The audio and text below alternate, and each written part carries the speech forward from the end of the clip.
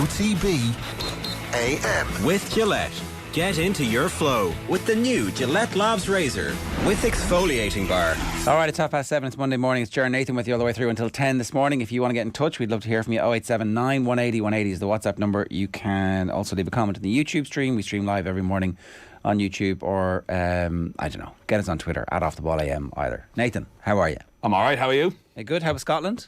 Great. I think Hampden has gone right up there in my maybe top 5 favourite football stadiums. Right. Oh, atmosphere was absolutely electric. It seems very big on the telly, watching back all those years. The pitch, you know, you think back to Ferguson going mad after they've won about it not being good enough. And it seems far away from, but have they managed to make it somehow more closed in? It's a strange stadium because from the outside it's not impressive at all, but it's one of these where the pitch is dug right into the ground. Right. And maybe that's what sort of keeps the atmosphere in. It turns out also there's a lot of really good Scottish music.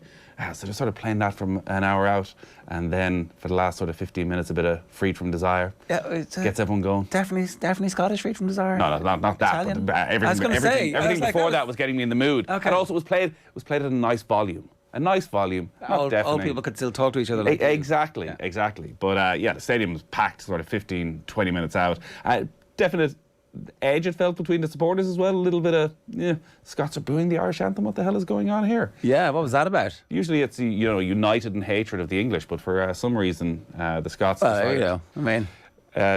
James McLean walked out, he had this giant smile on his face, I think just buzzed off the atmosphere. He obviously felt the full brunt of John McGinn's arse inside about 30 seconds. But yeah, it was intense. It was obviously very niggly on the pitch as well, and it was a cracking game. And I think coming away from the stadium, what I felt, and what I think talking to a lot of Irish supporters since then, felt was really good game, really entertaining game. Ireland played very well for long periods, but Scotland were just that little bit better when it mattered in the second half, and that was the sort of overall assessment. And then you wake up this morning to, I think as I predicted last week, full-on crisis in Irish football. Can I just give you your due? I know it's very unlike me here, Nathan. We don't really like to sing your praises. We like to give you shit non-stop because that's your role here generally. But actually, I would say you have very accurately predicted, like in kind of one of those eerie... you're like the Simpsons predicting Donald Trump. Last week you told us what was going to happen. What did you say? Well, I was making the point that all these international windows have had the same pattern, that Monday, Tuesday, Wednesday, everyone's still talking about the Premier League, reflecting. Nobody's really thinking about Ireland. There's a real calmness to the situation. Like, it was a very uneventful build-up. And you can't envisage a world where a week on we're talking about Stephen Kenny's future, regardless of what happened. This wasn't a 3-4-0 hammering over at Hampden Park. It was a very tight game that Ireland could just as easily have won if they'd taken their chances. But the intensity around this job is unlike anything else. And the position Stephen Kenny finds himself in at the moment is every defeat is some sort of sporting catastrophe and a huge question mark over his future. And his job is either on the line or not on the line. It seems it's not on the line right now, but if they were to lose tomorrow night at home against Armenia, it would be on the line. And listen, maybe losing at home to Armenia, your job should be on the line. Yeah. Look, the only thing about that is that, like, isn't the draw next week? So you'd be sacking a manager to get him in time for the new draw, or having no manager for the draw, and then, I don't know. You don't need a manager for the draw, but you're only going to have 2 friendlies against Norway and Malta to prepare for the next campaign. But I just didn't feel there was anything on Saturday night to suggest that Ireland aren't heading in the right direction. No. It was a very, very good performance. The one thing you'd say, and we'll talk about this, I'll tell you what, we'll leave all this at the performance rankings because they're coming up in just a moment. Chris Cathal says, morning lads, I thought I'd leave a comment before all the pro and anti-Kenny madness. I thought we were decent. Kenny for me deserves the Euro qualifiers, but if we fail, he has to face the music. I think everyone's in agreement with that. Like, every Ireland manager's contract must qualify for the Euros. Yeah, I don't think everybody is in agreement with that. I think we're in agreement with that. I think you're going to find a lot of people straight away going, what? No, this is the worst ever. Look at the stats. And they have fallen back on their received wisdom that this man couldn't possibly manage Ireland, because I don't see him. I've never seen him on the touchline of a Premier League game. And there's a lot of people who take their lead from that still. It's 7:35. Here's what's coming up between now and 10 o'clock. So the performance rankings, we will obviously talk about the Republic of Ireland in a moment. Stay with us. Sue Ronan's going to give us her analysis at 8:10. We have sports pages for you at 8:30. Sports news with Colin Mullaney at 8:40. Quinny's going to talk about Munster, Red Munster. Mike Carlson at 9:10. It was Tom Brady versus Aaron Rodgers, potentially for the last time ever last night and they served up a turkey. And at 9:30, a bit of the Sunday papers for you as well on review. Right, time for the Gillette Labs performance rankings. You know, that wasn't an All-Ireland winning performance. Probably should have won the game based on their second half performance. Is it a step too far to say it was the performance so far of the World Cup? Maybe not. OTB AM's performance rankings with Gillette. I'm scratching my head. That performances was just lacked that intensity. Roy Keane back on the field over the course of the week in a Legends game.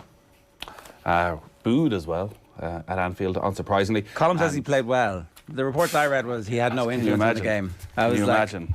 Colm says Roy Keane played well. What are the chances? There you go. So it is incredible watching those games. I only saw about 5 minutes of it. The difference between, it turns out, full-on elite Premier League footballers and guys who are, even the guys who are retired a couple of years, just how slow they are. Obviously, who am I to talk? Well, I mean, they've no hips or knees anymore. It's sad. It turns out you need your body to be able to do this. Because I was actually just thinking about this. You're looking at so Thierry Henry's record. Olivier Giroud is about to break his record. I don't know if he did or not. Sorry about that. And I was like, well, Thierry Henry still looks like he could play football. Why do these players stop at the age they stop? And then you're like, and then you see them, and because they can't do it anymore. The body is broken. Yeah. Right, so this is how this works. Every Sunday evening on Instagram, we ask you to put something in red, in amber, in green. Red is bad, amber is like a bit stuck, green is go, go, go, go, go, go, go, go, go. It's the Gillette Labs performance rankings, and we have a Gillette Labs starter pack up for grabs every week. Now, Nathan. All right, so we'll start in the red. We'll start with the Republic of Ireland. Oh, I'm surprised you haven't got them in the green, you Kenny lover, you. Well, you're getting off the bandwagon now after one bad result. What's wrong with you? Well, they were beaten. So you win, you go in the green, you lose, you go in the red. And generally, if you're Ireland, you probably end up in the orange the vast majority of the time. So, do we like the orange shirts? Never that keen on the orange shirts. What's better? The black jersey? I like black, yeah. I like black. I love the blue. I thought the blue was amazing. The blue was beautiful, yeah. Yeah, if we could get the blue back for big occasions. All in. Again, I don't think this was a performance that anybody should go crazy for either way. I thought it was, very well organised. I think he picked the right team. Played very well in the first half. Like, it's not maybe what people had thought they might get at the start of the Kenny regime, some sort of Barcelona-esque tiki-taka football. They looked for the Scottish weaknesses. They obviously saw that their fullbacks were going to push high up the pitch, played a lot of balls down the wings. The centre half stepped forward a lot and really got at Scotland, played really strong counter-attacking football and got the reward with the goal. And you just hope they'd kick on in the second half, like the game against Ukraine. They concede early in the second half. But even after that, if Troy Parrott scores a goal, Ireland are in the green. And Troy Parrott's got to score a goal. You have to take those chances. And I was making the point on Saturday night after the game that there are things out of Stephen Kenny's control. So Matt Doherty, is it a little bit of match sharpness that he puts in such a weak effort? He's without question, I think, Ireland's best player, but he isn't playing any football. So is he just that slight bit off it in his reaction times? And if he's playing all the time for Tottenham, does he block their cross? Does he make a better attempt? And likewise, Troy Parrott, if he had a couple of goals this season, is there a bit of confidence there that when he's clear through, that he knows exactly what he's going to do? But he doesn't. And Scotland were a stronger team, certainly in the last 15, 20 minutes. The substitutions, aside from McBennett coming in, didn't seem to add a huge amount in those last 10, 15 minutes. But, I think a 1-1 draw would have been a very fair result.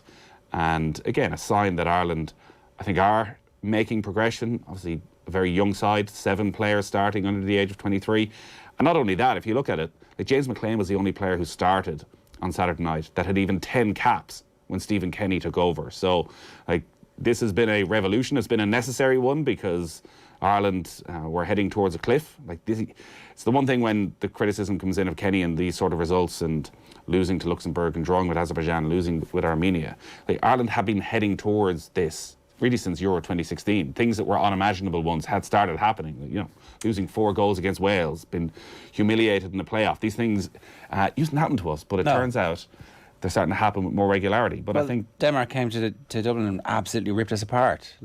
When really bad substitution decisions were made by Martin O'Neill, who was standing on the sideline going, what's happening here? But actually, in fairness, the O'Neill comments have been interpreted as burying Kenny, but he actually did point out that Kenny played well, Kenny's team played well against Scotland and against Ukraine, and we're trending in the right direction here. But it gets harder to make that case when you lose games. Yeah, it's almost impossible to talk about a bigger picture when people go results. And listen, even on that, you can go either way. Is it 3 defeats in 17 or is it 2 wins in 20? Which one do you want to look at? Stephen Kenny's obviously going to point towards the 3 defeats in 17. And they are getting better. And these players now have a lot of game time under their belt. And it feels as though it's a sort of established team right now, as much as you can have in international football. I don't think there should be any great changes for tomorrow night against Armenia. Maybe Ogbene comes in, but that's the next big challenge. Ireland, as of yet, aside from the friendly against Qatar, at home against lesser opposition, haven't gone and dominated teams, haven't gone and scored a few goals, had a lot of possession, created a lot of chances.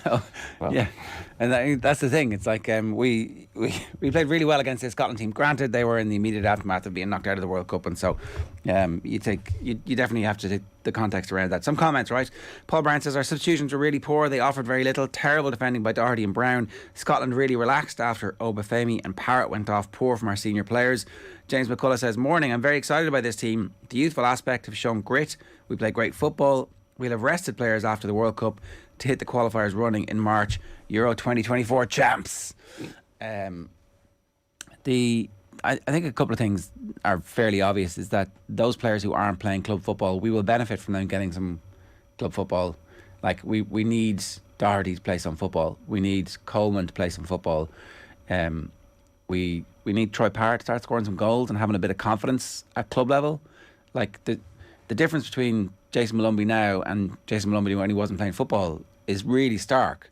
Granted, he's a young player and he's evolving and he's getting better, but it's so different to watch somebody who's not fully confident about what they're doing week in, week out, then being catapulted to the national side.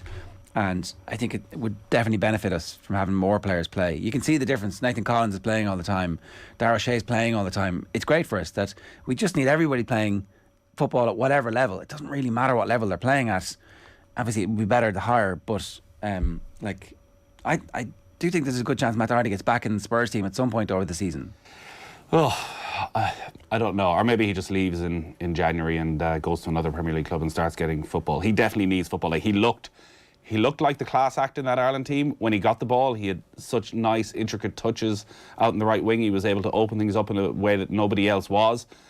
But you have to assume that the defending for the goal was because he was just shattered at that stage. Now, he didn't want to come off when he was being taken off. He wasn't particularly happy about it. I think there was maybe a bit of miscommunication. He thought it was because of the injury he just picked up, whereas Coleman had already been togged and ready to come on.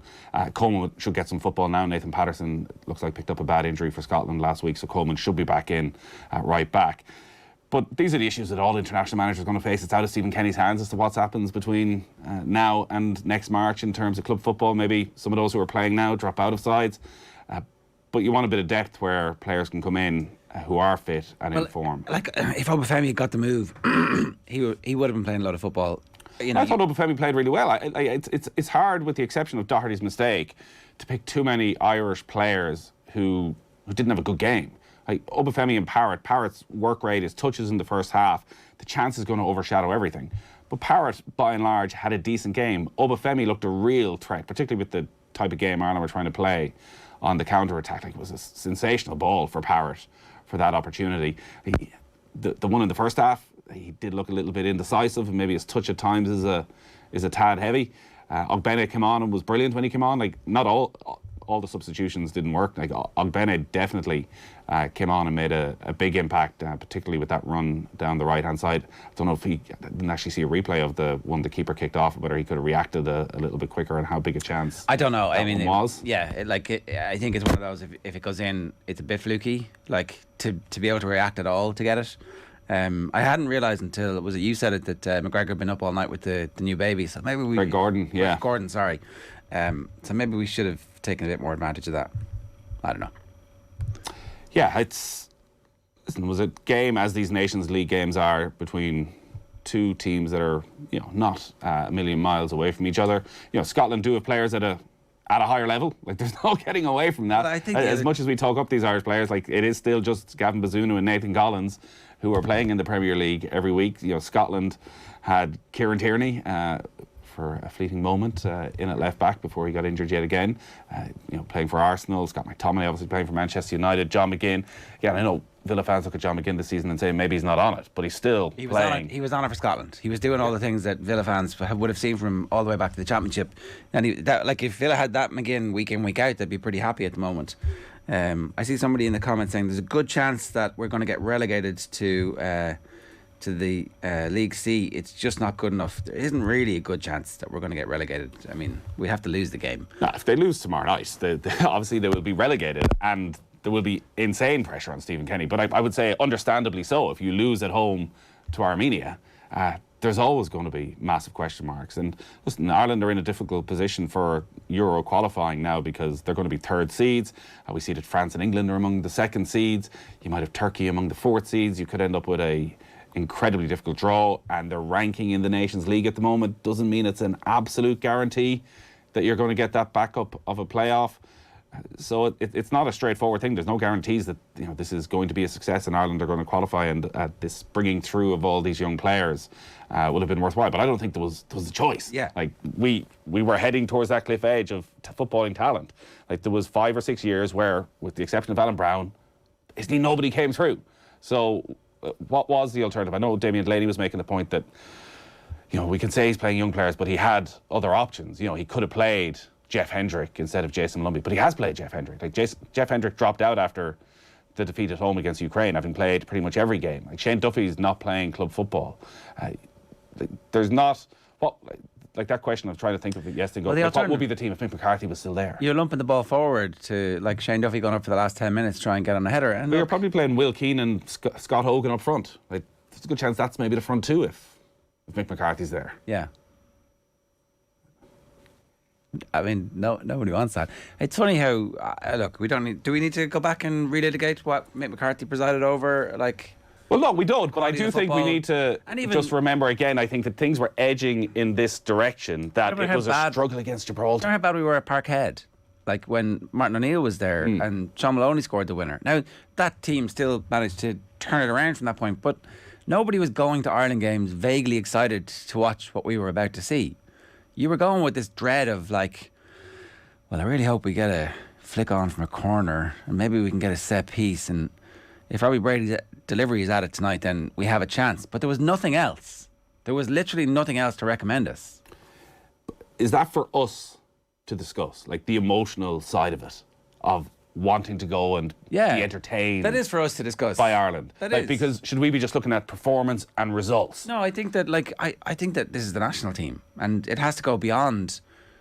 It's supposed to be a representation of who we are, right? It's supposed to be this is like the best that our football has to offer. And the best that our football had to offer for a long time was boring, and we were literally in it for the crack to see if the fans could go and sing and get some attention on the global stage for being the best fans in the world, self-appointed. And that wasn't really helping football in Ireland at any level. And so, I don't know, I think it's important that they stick with this for all sorts of reasons. Yeah, and I think people do want to be entertained. Like I say, the reading what's in the papers today is in just such stark contrast to what was being felt outside the stadium at Fields on Saturday night, where Irish fans had travelled to Scotland and bloody enjoyed what they'd seen. And generally it seems when they're going to the Aviva, they're enjoying what they're watching. Now, yes, you can keep throwing back the results. Understandably, the results have to get better. And they are starting to get a little bit better. They can't keep having the issues they're having against the likes of Armenia.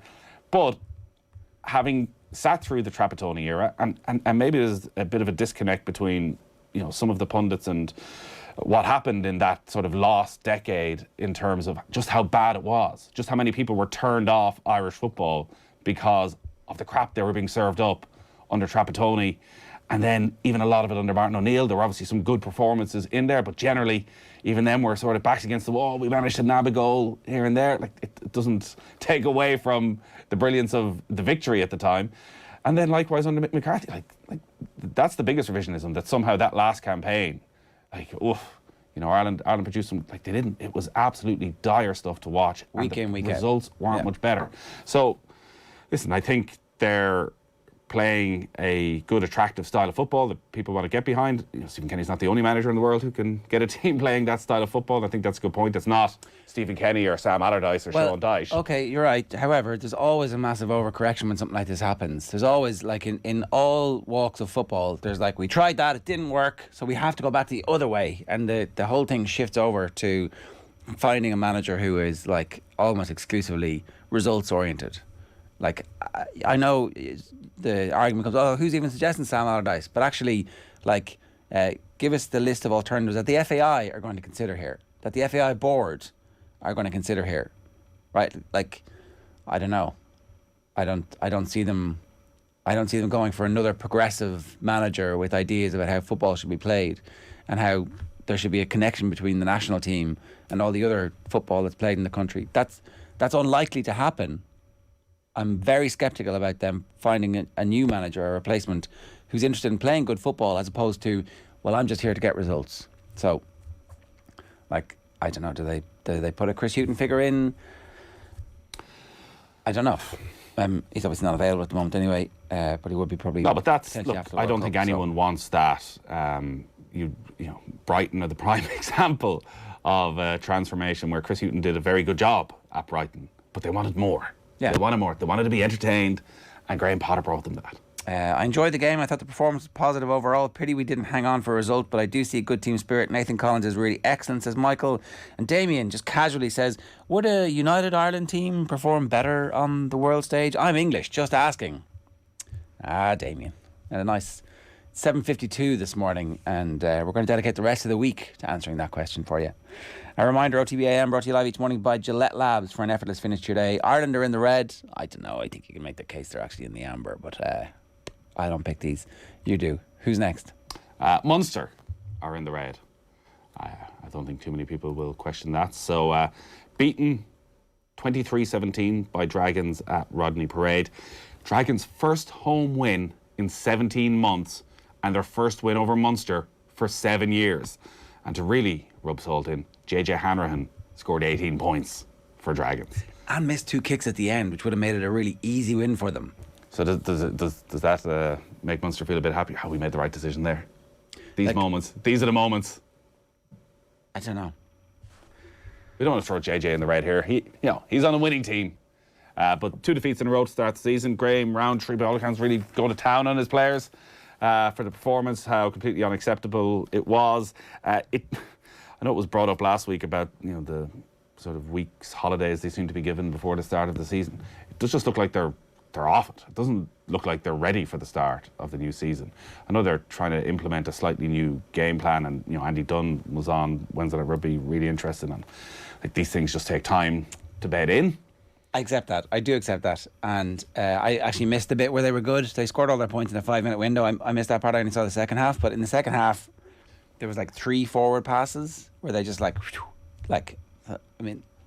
not a good sign when the good is condensed into a 5-minute spell, and if you just nip out to the jacks, you've missed the entire thing. And the other thing is that, it's only the URC, right? We understand that this competition at this stage of the season doesn't actually have that much meaning, but you can't say that it was their B team or whatever. It was like very, very recognisable.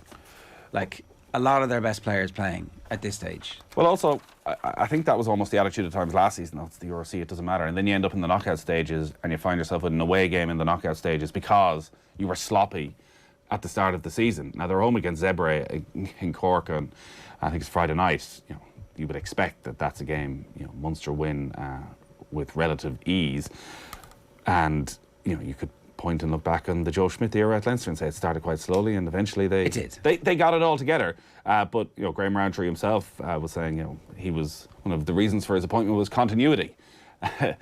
Maybe some Munster fans didn't want a continuity from the Johan van Graan era, but yeah, they look a mile away from where they should be at this stage of the season. They've obviously lost a lot of players now to the emerging Ireland squad as well, who are going to miss the next 2-3 weeks. So you just, from Graham Roundtree's point of view, as I say, that stink that's sort of hanging over Munster from the last 6 months of Van Graan's time, that needs to lift. Particularly, it's going to come around quickly, the start of a Champions Cup. And I don't think there was there was a great amount of positivity around Munster to start with. I think the new coaching ticket does obviously deserve time, so we shouldn't overreact to this. And we'll have Alan Quinlan with us a little bit later on. Like, it's a new season. It's a very long season because this is the start of the World Cup season. So, like, we don't need Peter O'Mahony and Tyke Byrne and a lot of players to be brilliant at the moment. We need them to be grand, and we need them to find form in the 3 or 4 weeks before the World Cup next September. Like, that's really what we need. That's what this next... Well, tell that to the Munster season ticket holders who just spent all that cash, and now you're saying, what we need here now is Peter O'Mahony to just cruise through a few games for the next year. Like, isn't that the biggest problem with the URC? It is. Everyone, does it matter? It's the truth, well, though. it's all about the Champions Cup. It's all about Six Nations. It's all about the World Cup. Like, these are essentially just glorified friendlies that they're charging you full whack for. Like, what's the point of this competition? It's a fundamental question that we come back to repeatedly. But, well, the South Africans are taking it seriously with all their B teams all winning at the weekend. So it is going to be us watching the South Africans carry cups away for the next 20 years of our lives. It's exciting, isn't it? We could have put Bundy Aki in there as well. Sent off yet again for Connacht, and having a right go at the referee when he was sent off. But we can discuss that with Quinny. I I don't pay that much attention to Dragons, I have to say. I hadn't realised that the whole Dean Ryan thing had kicked off in the last week. So he was obviously in charge last season and was in charge for the first game of this season, and it severely criticised the players who got absolutely hammered 44-6 at Edinburgh, and then wasn't around, and then all of a sudden they come out and they beat Munster. So it's not like this is a Leinster team or one of the good South African teams who you've gone to and you've you've put it up to them. It's like, this is the worst team in the league. Hadn't won a game at home in nearly 18 months. Yeah, it's not a good sign. It's really not a good sign. So if you're a Munster fan, we'd love to hear from you. 0879 180 180 is the WhatsApp number. As I said, Queenie's got to be along a little bit later on to give us his instinct about what's happening and how worried you should be at the moment. Leona Maguire is so close, but so far away at the Irish Open. Yeah, it looked for a while yesterday in the back nine as though Leona Maguire was going to go and produce this remarkable comeback, having started the weekend 10 shots back and maybe go and win the Ladies Irish Open down at Dromone and Cathal. She ended up finishing on 13 under par, a shot outside the playoff. Weekends of 65 and 68. That was after a hugely disappointing Friday. I think she was devastated on Friday evening around a 75, having started the tournament so well. But she sort of stuck at it. She was the class act in the field. Like, she was by far and away the best player in the field.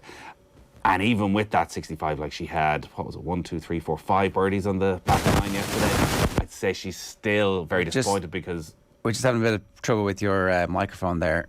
So we might get you a new one, and we'll... You do the talking, Ger. Yeah, I can. Oh, there you go. It's 7:58 this morning. So this is the bit where I was going to ask Nathan what the course was playing like, and whether or not Dromoland was a difficult place to navigate your way around. But the listeners are never going to get to find that out. 0879 180 180 is the WhatsApp number if you want to get in touch with us. A reminder: OTB AM is brought to you live each morning by Gillette Labs for an effortless finish to your day. So far, in their head, we've had the Republic of Ireland and Munster in the green, Irish rowing and Eric Donovan.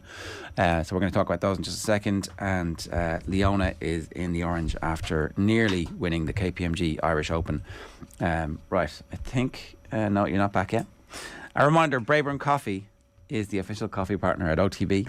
I'm just delaying this as much as possible. Every week we give one lucky viewer €100 voucher to spend on some Braeburn coffee goodness at an Apple Green store near you. To enter, check out @OffTheBall. Just make sure it's on Twitter. Like and retweet our Braeburn competition post and you'll be in the draw. Braeburn Coffee never compromises on quality or taste to give you the best on-the-go coffee experience on the road. It's available at Apple Green today. The great thing about playing in the Pro-Am was that you did get to play it like the pros because you could use their drive, so you were hitting your approach from the same spot where they would be hitting their approach. And the back nine is set up brilliantly for tournament golf because there's two par fives in the final 3 holes, and there's also a drivable par 4. So Laura Beveridge, who we played with in the Pro-Am, ended up playing the final 4 holes in 5 under par, finishing just a couple of shots back. So that was there for Leona Maguire. There was so many birdie opportunities, and the one I'd say that got away was 15, which is a drivable par 4. There was more birdies than pars on it during the week, and she ended up parring it yesterday. She had a chance to chip in on 18 for eagle, and it just rolled on by. both of those opportunities to get yourself into a playoff. And as I say, she was by far and away the class act in the field. But, you know, she turned up. It was very much out of her calendar and her schedule. She was over in Seattle playing last week. She made the decision to come back to support the event because it's been a decade since there's been a Women's Irish Open. And she was the big draw. There was great crowds down there yesterday. It was a bit strange watching it because the final few groups, there wasn't big crowds around them because everybody was following Leona Maguire, who teed off about an hour before the leader. So she gave everybody a good run for their money. Klara Spilkova of the Czech Republic eventually won out. It was a three-way playoff, and Spilkova was the winner. All right. Irish rowing in the green? Yes, yet again, Irish rowing in the green. 4 medals at the World Championships. 2 of them gold. Yesterday, Sunita Perspore and Zoe Hyde completed a really good World Championships for Ireland. They won bronze in the women's double sculls. Obviously, Sunita Perspore is a 2-time former gold medalist. I think everyone sort of expected she might retire after the Olympics. It was a really disappointing Olympics. She's 40 now. Sort of said she just hadn't made a decision, so she kept training. And it was put in her mind, well, why don't you hop on a boat with Zoe and see how you get on? And they rock up at a World Championships and end up with a bronze medal. That followed the usual from Paula Donovan, Fit McCarthy. Just another gold medal. Yeah. It was just the usual, it turned out. I wouldn't say expectations are high, but it's, you know, it'd be the greatest disappointment in Irish sport if they don't win gold at this stage. Ooh. It was just like they're at that level of greatness right now that we assume every time. We take it for granted how good they are. Yeah, we probably shouldn't be taking stuff for granted, though, given like we're a small country, you know, which this hasn't happened before. So we shouldn't take it for granted. And look, the achievement is the thing. Like the scale of the achievement and the consistency of the achievement is the thing. The post-race interview is coming in for some criticism here from Colin Sheridan in the back of the Examiner. He says the bid is getting old.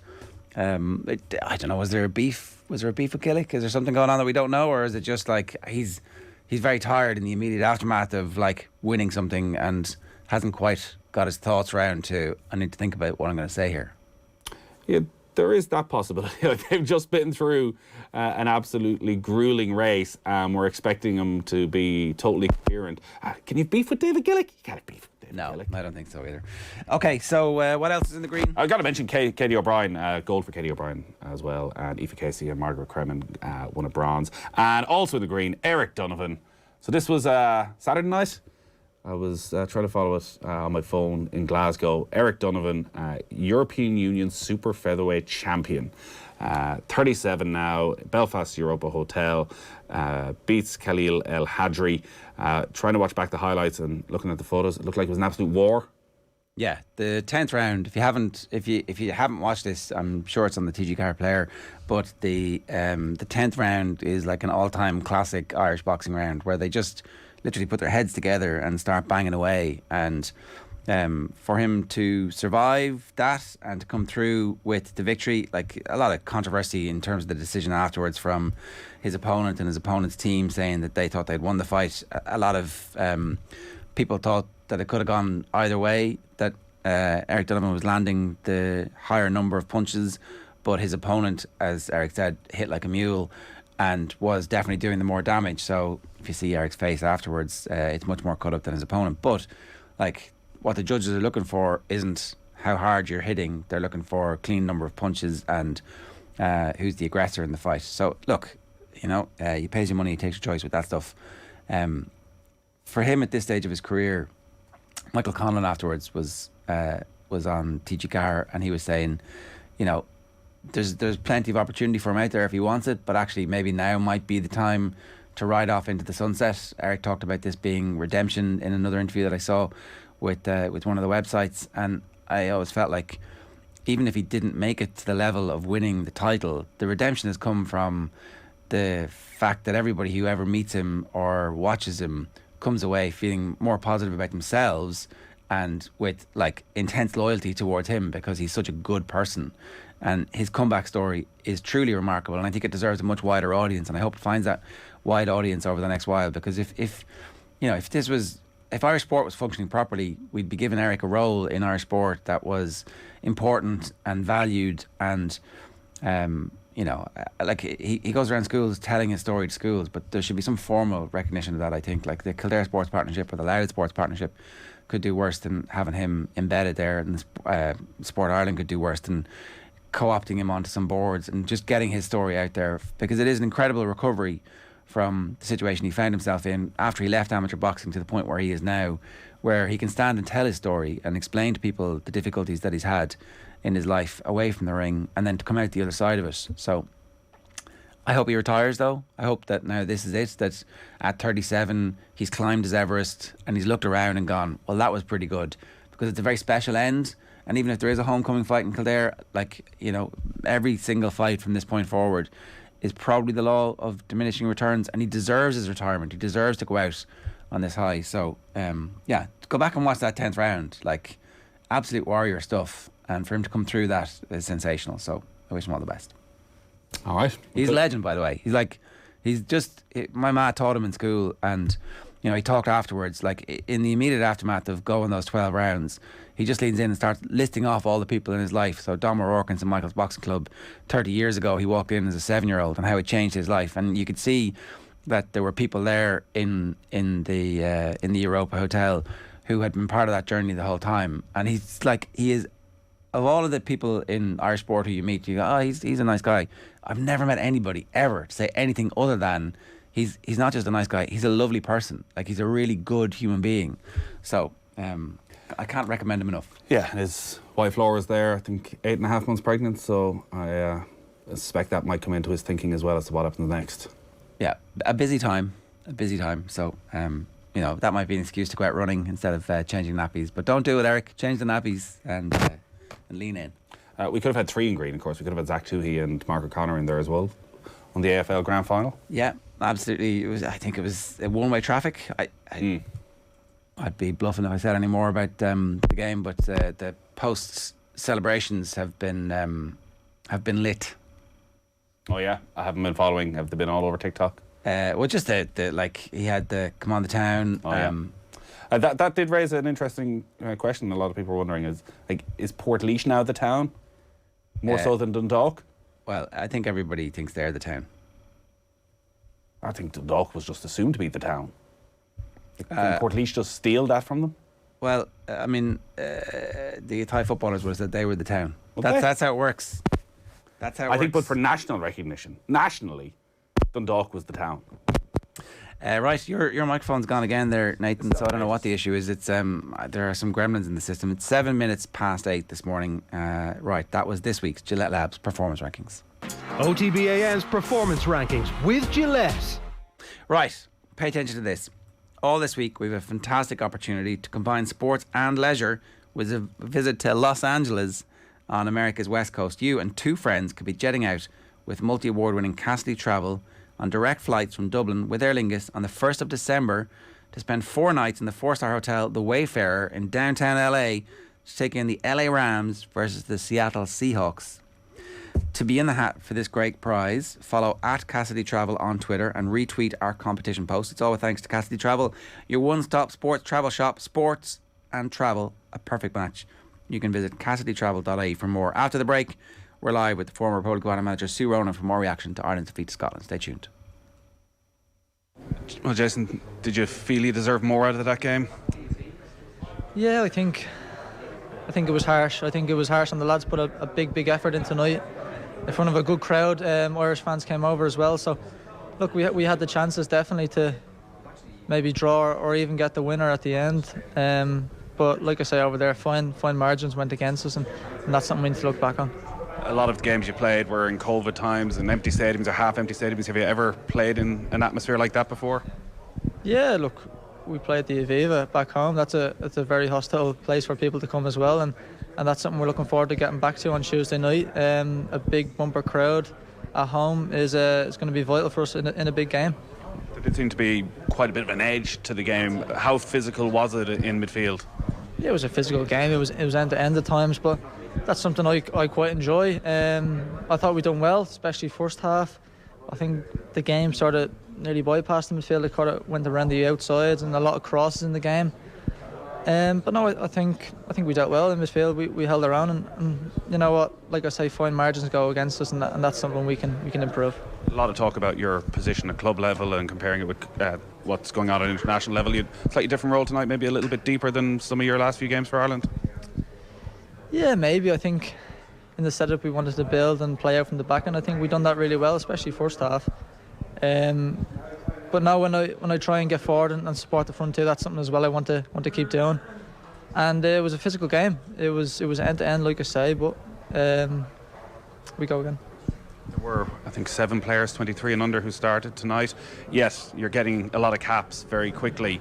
There've been a lot of performances like this away from home: Portugal, Serbia, even going back to Slovakia, and they haven't been getting the victories. How frustrating is it that you're just not able to get over the line in these sort of games yet?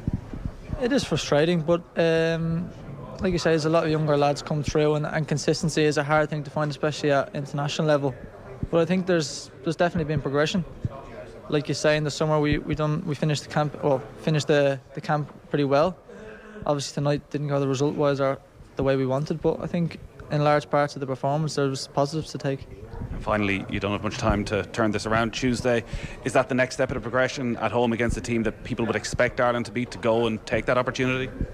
Yeah, it's an important game for us. We need to go there and assert our dominance and win the game, and that's what the end game is. We need to win the game, and especially at home. It's important we keep getting results at home, because it's a fortress. Thanks, Jason. OTB AM. This is OTB Sports Radio. The Coigig Pod on OTB Sports. I need to do that more. Every time I say something about an Irish player, they just go and they kick my ass the next time, and they're absolutely brilliant. So I'm going to ask you to start slating me every Friday just so that I play a bit better on a Saturday. Felt like a classic Arsenal win. I think they should be winning the league, realistically. Keep up to date with all the WSL action every Tuesday, and subscribe to the feed in the OTB Sports app now. If your business relies on a van, that wouldn't sound good. But this does. Get up to 75% off van insurance. Now available in FBD branches nationwide. FBD Insurance. Support. It's what we do. 75% no claims discount based on 5 years claims free. Available on new van policies used for farm or business purposes. Terms and conditions apply. Underwritten by FBD Insurance plc. FBD Insurance Group Limited, trading as FBD Insurance, is regulated by the Central Bank of Ireland. OTB AM. With Gillette. Get into your flow with the new Gillette Labs Razor with exfoliating bar. Right, 12 minutes past 8. I'm delighted to say Sue Ronan is with us to look back on the Republic of Ireland's defeat at Hampden Park. Sue, good morning to you. How are you? Morning, guys. How are we keeping? Good. Mixed assessment from the supporters that we have making contact with us this morning. What was your assessment of how Ireland played against Scotland? Do you know, I mean, I really enjoyed the game, I have to say. It was a great match between two teams that really went at each other, especially at the beginning, and that's something the fans love to see. It had a real local derby taste about it. I think Scotland came into the game desperate to win. They really wanted to put that result in Dublin, or that defeat to us in Dublin from earlier in the summer. They wanted to put that to bed. So there was definitely an element of revenge there, despite Steve Clarke playing that down. They were also on a high, I think, having beaten Ukraine midweek, so it made for a tasty game, and that's exactly what we got. It started fast and furious. It was energetic. It was feisty. It was on the edge at times. There was tackles flying in. But I think when it settled, we were very, very comfortable. I really thought we were excellent in the first half. We were comfortable on the ball. I thought we controlled the game. We were composed under pressure. Scotland press was very high. We were able to play out against that press. We showed lots of energy all over the park. We had options on the ball. And we were composed, as I said, defensively, and like we didn't give the Scots a chance to settle. We got after them as well. We pressed them high, and the front two got after them, and they were backed up really, really well by the midfield three. And I thought they did their job really, really well. It was a big test, I guess, for Quinlan and Knight and Mullaney, because they were up against some very experienced Premier League players in the Scottish team. I thought we did really well. They tirelessly backed up the attack and then did their defensive duties as well, got in the blocks, etc. I thought our wing backs caused lots of problems, particularly Doherty going forward. I thought he was excellent. 3 centre halves are really, really good. Coached with Dykes really well in the air. Anything that was thrown at them. Nathan Collins was taking the ball out of defence. So, overall, it was a really, really good first half. Yeah, unfortunately, in the second half, obviously, we stepped off a little bit. Do you see much of an evolution in terms of how we're trying to approach these games from the start of the Kenny era? Because, again, one of the charges coming in from some of the supporters are, it's the same old situation. We haven't improved from the start. He's still not getting results. What's going on? Has there been much of an evolution in the style under Stephen Kenny so far? I think there has. I think it's obvious there to see. I think we were a better team than Scotland. We at least deserved to draw on the night, I think. It didn't go well in the second half, and I'm sure we'll talk about that in more detail. But I've definitely seen, an evolution in this team. I'm encouraged by them. The last 3 performances have been very good. We are still a young team. I know, some of the players have been around a while now, but they're still very young and they're maturing under Kenny, I think. I think they're growing. But they do need to start backing that up with results, because at the end of the day, it is a results-based business. I think we need to start eliminating these defeats in matches that we do dominate, or against teams that we should be beating, the likes of Armenia away, the likes of Luxembourg at home. Because, when you're losing games, obviously that's going to sap the confidence. But I think the team is grown and we're only going to get better. I think the future does look bright. But of course, at the end of the day, we do want to win matches as well. And that's the key thing that will be put against Stephen Kenny constantly. Like the way you described that first half there, it's this great half for Irish football, and they lose the game. So what happened in the second half that Scotland were able to regain control of the match? Yeah, and I've been like everybody else, I suppose, you're scratching your head. It wasn't really it wasn't tactically that it went wrong, I don't think, in my view. I think we started the half okay, the first couple of minutes, but then conceding that sloppy goal within 5 minutes, that does knock a bit of confidence, I suppose. Players are probably thinking to themselves, "Geez, this is happening again now." So that's not helpful. But I think we did react well. But it really was a sloppy goal to concede. Doherty put in, a half of an attempt to block a cross. Hendry had ghosted into the box. I think Egan had him in his sights, but then sort of got drawn to the ball for a split second, and it's in the back of the net. That doesn't help. And we we did gather a little bit after that. We had a really great chance, I think, with Parrott. We caught them on a great counter attack, some great pace from Obafemi, and he really picked out a great ball to Parrott, because in the first half it was a similar situation. We probably didn't make best use of the ball, but Parrott really should have scored, and he probably knows it himself, but it seemed to get stuck under his legs, and maybe that's a sign he's not scoring so many goals. Like club level, he didn't have that confidence. But if that goes in, it's a different game again. But we were certainly in it. But I think Scotland definitely got in our faces more in the second half, and we didn't deal with that. They started to win the midfield battles, particularly. Our midfield 3 were excellent in the first half. Maybe they struggled a little bit in the second half. Cullen was on a booking, maybe didn't help him. And I don't know, maybe it's just that experienced players and getting in our faces, and we weren't able to deal with it, and it was a shame. And then, of course, giving away a silly penalty late on. I think for me, all the substitutions together, I think Bennett came on early enough, but the 3 substitutions in the 75th minute, I know you're going for broke at that point. You're looking to try and, to get something out of the game. But I think that disrupted our rhythm a little bit, and we weren't really the same after that. So what happened? I don't know really. We definitely have dropped our standards. Scotland raised theirs. The crowd got behind them. They got in our faces more. We just weren't able to deal with it. And maybe that little bit of quality there to see out the games, and the execution just wasn't there. That's something we do have to improve on going forward, and we need to improve on it quick. How do you do that? How do you do that? Well, you just keep going back to doing what you're doing, the training ground, I guess. And yeah, it's up to the coaches to try and help the players through those difficult moments. I think, as I mentioned, about the experience in the Scotland team, and it does, it definitely helps in matches. They've players playing at that higher level. They can bring off maybe similarly level players from the bench. We probably are a little bit shy maybe in certain areas from the bench. We weren't able to affect the game. Our subs weren't as much as we wanted. yeah, it's a tough one. Just keep doing what we're doing, I guess, and try to get over that pump. That's the problem for us. We've taken the lead now. Thinking that's the third game and we've lost it, so that's going to haunt the players. But they need to try and get over that and get through that and get the win, and maybe and realise that they actually can do it.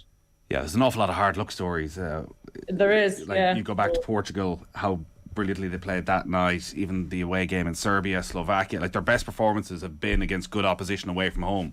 Yet there's nothing to show for it. Yeah. And maybe it is that bit of, listen, Stephen Kenny said he'd never said it done of the players, so I don't think we should ever go to that. But I asked Jason Knight about the occasion. He said, I've played big games in the Aviva. Like the intensity of that game on Saturday night, I'd say he hasn't experienced too often before. Yet for Scott McTominay, that's a run of the mill thing. It's a release for him going up to play for Scotland from what he's been at Manchester United. And John McGinn as well, really in the second half looked like a player playing at a different standard. And those guys, McTominay and McGinn particularly, they relish occasions like that. They do it week in, week out. They, as you say, McTominay, that's his game at United, getting in the faces of the opponent, disrupting the rhythm, trying to put your opponent off. And McGinn is exactly the same at Villa. And they're experts at doing it. And as much as our guys are saying maybe they're doing that week in, week out, they're not used to that type of intensity. I don't think they are anyway. And a lot of these guys started off their career during COVID times and played many games without fans, so maybe they're only facing these type of occasions now. But I think really when you're analysing overall, you got to go back to the beginning of the campaign, and we got off on the wrong foot losing away to Armenia. I mean, that was a disaster. Let's face it, that's a team we should be beating. And you saw Ukraine, practically a reserve team, beat them 5-0 the other day. And I think anything less than a good victory for us tomorrow night would be a disaster. But that sort of sets the tone then for the campaign. You're chasing your tail all along, and then you're only getting 4 points from the top two teams. That's not good enough. It's left us well off the pace, and you're starting to chase your tail the whole time. But it's getting on the right side of all those small margins that we need to do going forward, I think, to try to turn this around. Ireland have, in those games away from home, quite often been a counter-attacking team.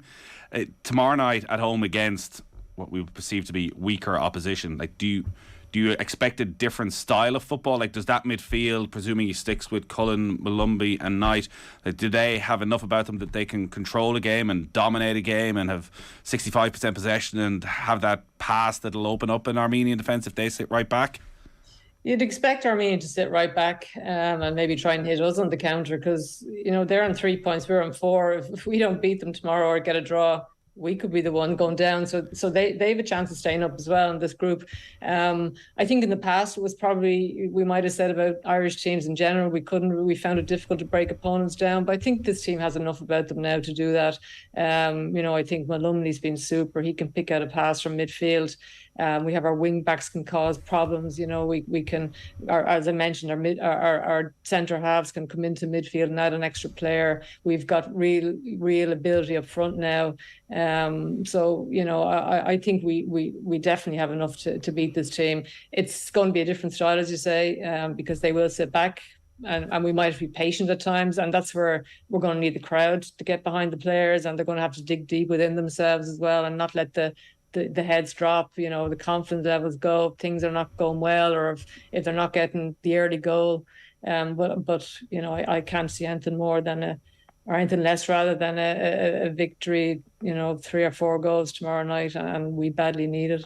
Maybe it's not the midfield we need to be talking about as opening up the opposition. Maybe it's the defence, like Nathan Collins. This guy's at a different level. Just strolling around, having them the last night, stepping forward, skipping through challenges, picking out passes.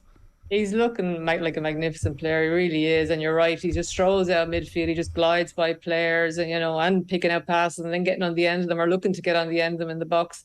He's been a real find during this campaign. And I think he has a really good future ahead. And I'm looking forward to seeing him as time goes on, because he's a really, really good player. The 3 centre halves are very good. They're very solid. And I mentioned the wing backs as well. You know what you're going to get from McLean. He gives 200% every game, and never lets Ireland down, in fairness. And on the other side, then you have that little bit of quality going forward from Doherty. He's a little bit suspect, or maybe more suspect defensively than he is going forward, but he hasn't played too many games either, in fairness. I don't think he's played any actually for Spurs this season. Hopefully he's fit to start tomorrow, because he definitely adds something going forward. But look, we have ability all over the park now. It's about us trying to cut out those errors in the games, or eliminate those defeats in matches that we should be winning. And I think anything less than a comprehensive victory tomorrow won't really finish the campaign on a good note for us. No, it's a fair point. You were talking about Mullaney, and I think it's fair to point out the change in Mullaney since he started to get game time. He's now playing under a manager who signed him and wants him, and it's really worked out for him. And we can see the knock-on impact of that. Now, that's not to say he didn't play well enough to get in the Ireland's team before that, but the value of players playing all the time for a team like Ireland. Yeah. Can you just talk to us a little bit about that? Because it feels like the more players we have playing at whatever level, the better it is. Even Jason Knight, who is down one division below at least where we think he should be playing, the value of him playing week in, week out can't be overstated at this point. Yeah, no, players need to be playing. It's as simple as that, and it's at every level. I mean, you even see with the women's national team, Vera is going to pick the players that are playing, and no matter how good a player is, if they're sitting on the bench and they're not playing week in, week out, you're not going to be as sharp. You're not going to be as on top of your game. You're not going to be as match fit. And I think that was the reason Stephen left Shane Duffy out. Now, mind you, as he said himself, he contradicts himself a little bit with Doherty, but Doherty is very fit at the moment because Spurs are doing super additional training under Conte. But it's so important, especially for midfield players, to be on top of the game, and because that's the engine room, and that's where you want to create. That's where your creativity most is going to come from. So those players need to be playing week in, week out, and you can see the difference in Mullaney. He's always been a super player, but now, as you say, he's playing at a team where he's getting game time, he's being valued, and he's really shown his quality. And I thought he was excellent on Saturday. I really did.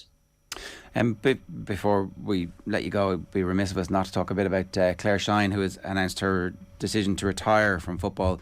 She is only 27, but it's been a jam-packed life that Claire Shine has led, and her statement is very heartfelt. She talks about her happiness and well-being needs to come first, but she's excited to begin the next chapter of her life. I know you would have worked with Claire Shine at various stages across her career. Can you just talk to us a little bit about the shift that she's put in? Do you know what? Claire is one of the most talented players, naturally talented players we ever had here. She was part of that team, Noel King's team, that won the silver medal, the under-17s in Europe back in the day in 2010, and then went to the World Cup. She was one of the younger players. She's a couple of years younger than the Denise O'Sullivans, Megan Campbells, who were the main players at the time. So she didn't get a lot of game time, but that's how long she's been involved. Before that, even at club level, she just scored goals for fun. At regional representative level here in tournaments that we had, she scored goals for fun. She always had the talent. She then was part of our under 19 team that got semi-final in 2014 of the European Championships under Dave Connell. Again, scored a couple of vital goals against a couple of big teams. Always a great goal scorer, a great finisher, a lovely kid. Yes, I had her in and around the squad with myself. I think I did cap her actually. Then she went to Scotland. I know she got a bad injury, I think, with the 19s when Katie just got through to the national team.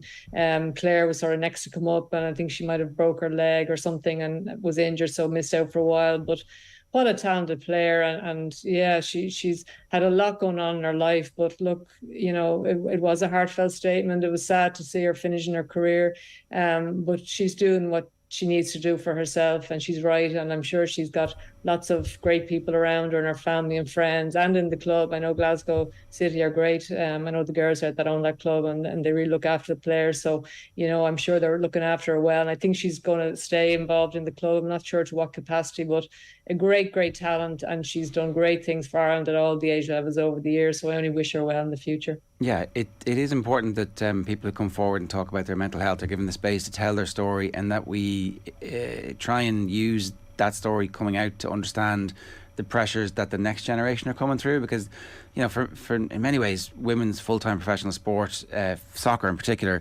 is a new sport, and it comes with new specific challenges that we haven't experienced before. So when someone like Claire comes forward and tells her story, we need to listen, and we need to implicate the lessons of what she's saying into how we deal with the younger kids coming through now.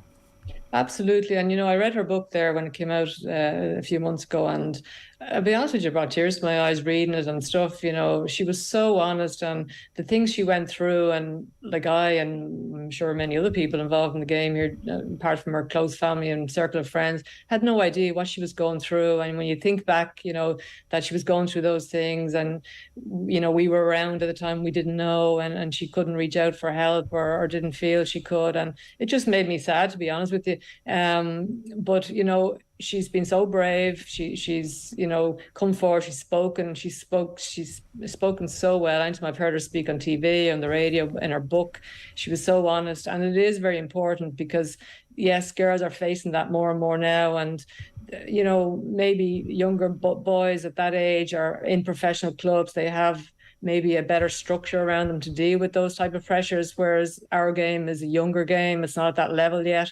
So girls like Claire and others, you know, that are facing issues like that, they do need support, and it's important that they speak out, or it's important that we as coaches or people that they're playing with can try and help them as much as possible. But yes, it was great to hear her tell her story, and hopefully it inspires other girls who are going through similar issues, and boys, of course, to speak up and seek help, and the help is always there. Yeah, we wish her the very best in her retirement. Sue, great to have you with us this morning. Thanks a million. Cheers.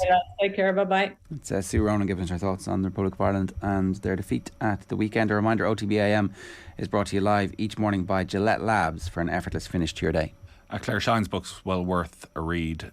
It's very difficult read, but she was in studio with me a couple of months ago for an interview, and I just say for 27 has been through a hell of a lot. So it's very sad to see that she's retiring, but good to see that it seems the club are keeping her involved and giving her a role.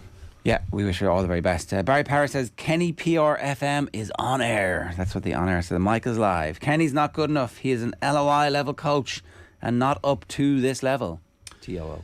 Well, so what? He was the most successful manager, one of the most successful managers in League of Ireland history. Does that mean he always stays a League of Ireland manager? Like, should Seamus Coleman have stayed at the League of Ireland? Should he stay? Like, yeah, he was a League of Ireland player. Should have stayed there. He's a League of Ireland. Like, that's your standard, Seamus. You know, don't go and play 300 games in the Premier League. Stay at Sligo for the rest of your career.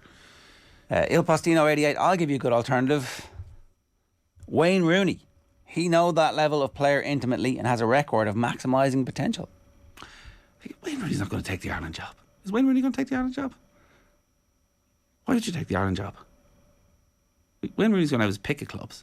He's gone off to America, learning his trade over there. He comes back, he gets a decent championship job. I don't think Wayne Rooney's taking the Ireland job. I don't know. You know, what is 500 grand a year? Wayne Rooney's probably getting 2.5 million a year somewhere in the championship, is he? 2 million? Do you find a few more quid if Wayne Rooney's the manager? Well, I don't know, do you? Is that what we start doing again? Going for the managers and spending the money? Or does like the provision of grassroots facilities and coaches not come first in the hierarchy of needs for Irish football? Like if the FAI were to have that money, shouldn't they be investing it in League of Ireland stadiums? Well, they don't have that money for starters. That's the biggest problem. Jerry O'Malley says 3 campaigns. Trend is lose versus worst teams in Europe, for example Armenia, Luxembourg, out of contention after 3 games in all 3 campaigns, fighting not to finish last. Kenny consistently bad at not winning matches. Now, without wanting to be Kenny FM, yes, Armenia, they are in League B for a reason, so you're meant to have teams that are all of similar standard. Like Luxembourg drew 3-3 with Turkey on Friday night. Azerbaijan, who we drew with, they went to 1 away in Slovakia. So a lot of these countries are getting better. Now, that's not to say Ireland. That's not to say Ireland shouldn't be beating them, particularly at home tomorrow night. I remember we beat Turkey 5-0. That's what every time we play Turkey, we should beat them 5-0. But these countries are getting better. Ireland should still be winning these games. Like the defeat over in Armenia was a disaster, an absolute disaster. Why don't we produce Premier League players anymore? That's the nettle no one will grasp, says Danny Massey. This was the point when I said it in the office last Monday. I said at some stage over the next 10 days we'll be discussing what's gone wrong for the last 20 years in Irish football that we don't have the players anymore. And here we are. well, it turns out decades of underinvestment. Which are actually slowly being reversed. Slowly, the success level is good, not great. If you look at the quality of player who've come through, a lot of those have come through the Irish system and are going to England slightly later. And so Gavin Bazunu, that career path is the ideal career path that we should have from an Ireland perspective, where a League of Ireland club gets money from his transfers into the Premier League. That is a system, a pyramid where we have a role that's clearly defined, that is something we can aspire to and hopefully even better. We are, and as 7 players under 23 starting the last night is testament to that. And without going over old ground, there is a lost generation. Remember, Alan Brown, pretty much the only player in the spell of 6-7 years that came through the Irish system. And as I always point out, think about that. Think about going to watch the Ireland under 15 team for 6 years and saying only one of these guys is ever going to go on and make it. You'd say that's insane. But clearly that's what happened, which has left this massive gulf between the class of 92 of Hendrick, Brady and this team of 23 and 22-year-olds, of players who should be at their absolute peak right now. Barry Parr, wrong, Nathan. He had a job outside of Ireland and got sacked. And League of Ireland is one of the worst leagues in Europe. That's yes, he did get sacked. Got to a cup final, obviously, as he was talking about at Hampden Park. Jerry O'Malley says, Nathan always putting down Houghton. I don't know, they're coming out for you today, Nathan. Always putting down Houghton. Did brilliant jobs at Newcastle and Norwich, playing quality football. Also at Brighton, only in last year it became more defensive. Houghton is the best Irish manager of his generation. So who else is in that? I guess Mick McCarthy would obviously be in that. I think maybe he's put together a better club CV than Mick McCarthy has. Kenny's doing really well with what he has. You can't make a silk purse. Give him another campaign. LOI level manager, absolute crap, says Bruce Robbo fan club. There's no question he doesn't get another campaign, unless somehow Armenia, unless tomorrow night is a new low for Irish football. There's no way Stephen Kenny doesn't get the Euros campaign, and he deserves the Euros campaign. He deserves the opportunity to go and qualify for a tournament where half the teams qualify. And if you don't make that, I think Stephen Kenny himself would admit that the time is probably up. Now maybe there's some heroic failure that sees Ireland not qualify, and you do get drawn with Spain and England, and you lose out to a dodgy handball in the last minute of the last qualifier. And we all roll on to the next campaign. There's been so much growth, but Ireland should qualify for Euros. Enda says, if Kenny wasn't there, the young lads wouldn't have got a chance. Bazunu and Collins would still be in the championship if they didn't get the exposure that Kenny gave them at international level. I do think that the Bazunu thing was definitely catapulted forward by the quality of performances at international level. That definitely helped. Absolutely. In terms of his profile, you save a penalty from Cristiano Ronaldo when he's looking for his 100th international goal, or his record-breaking international goal.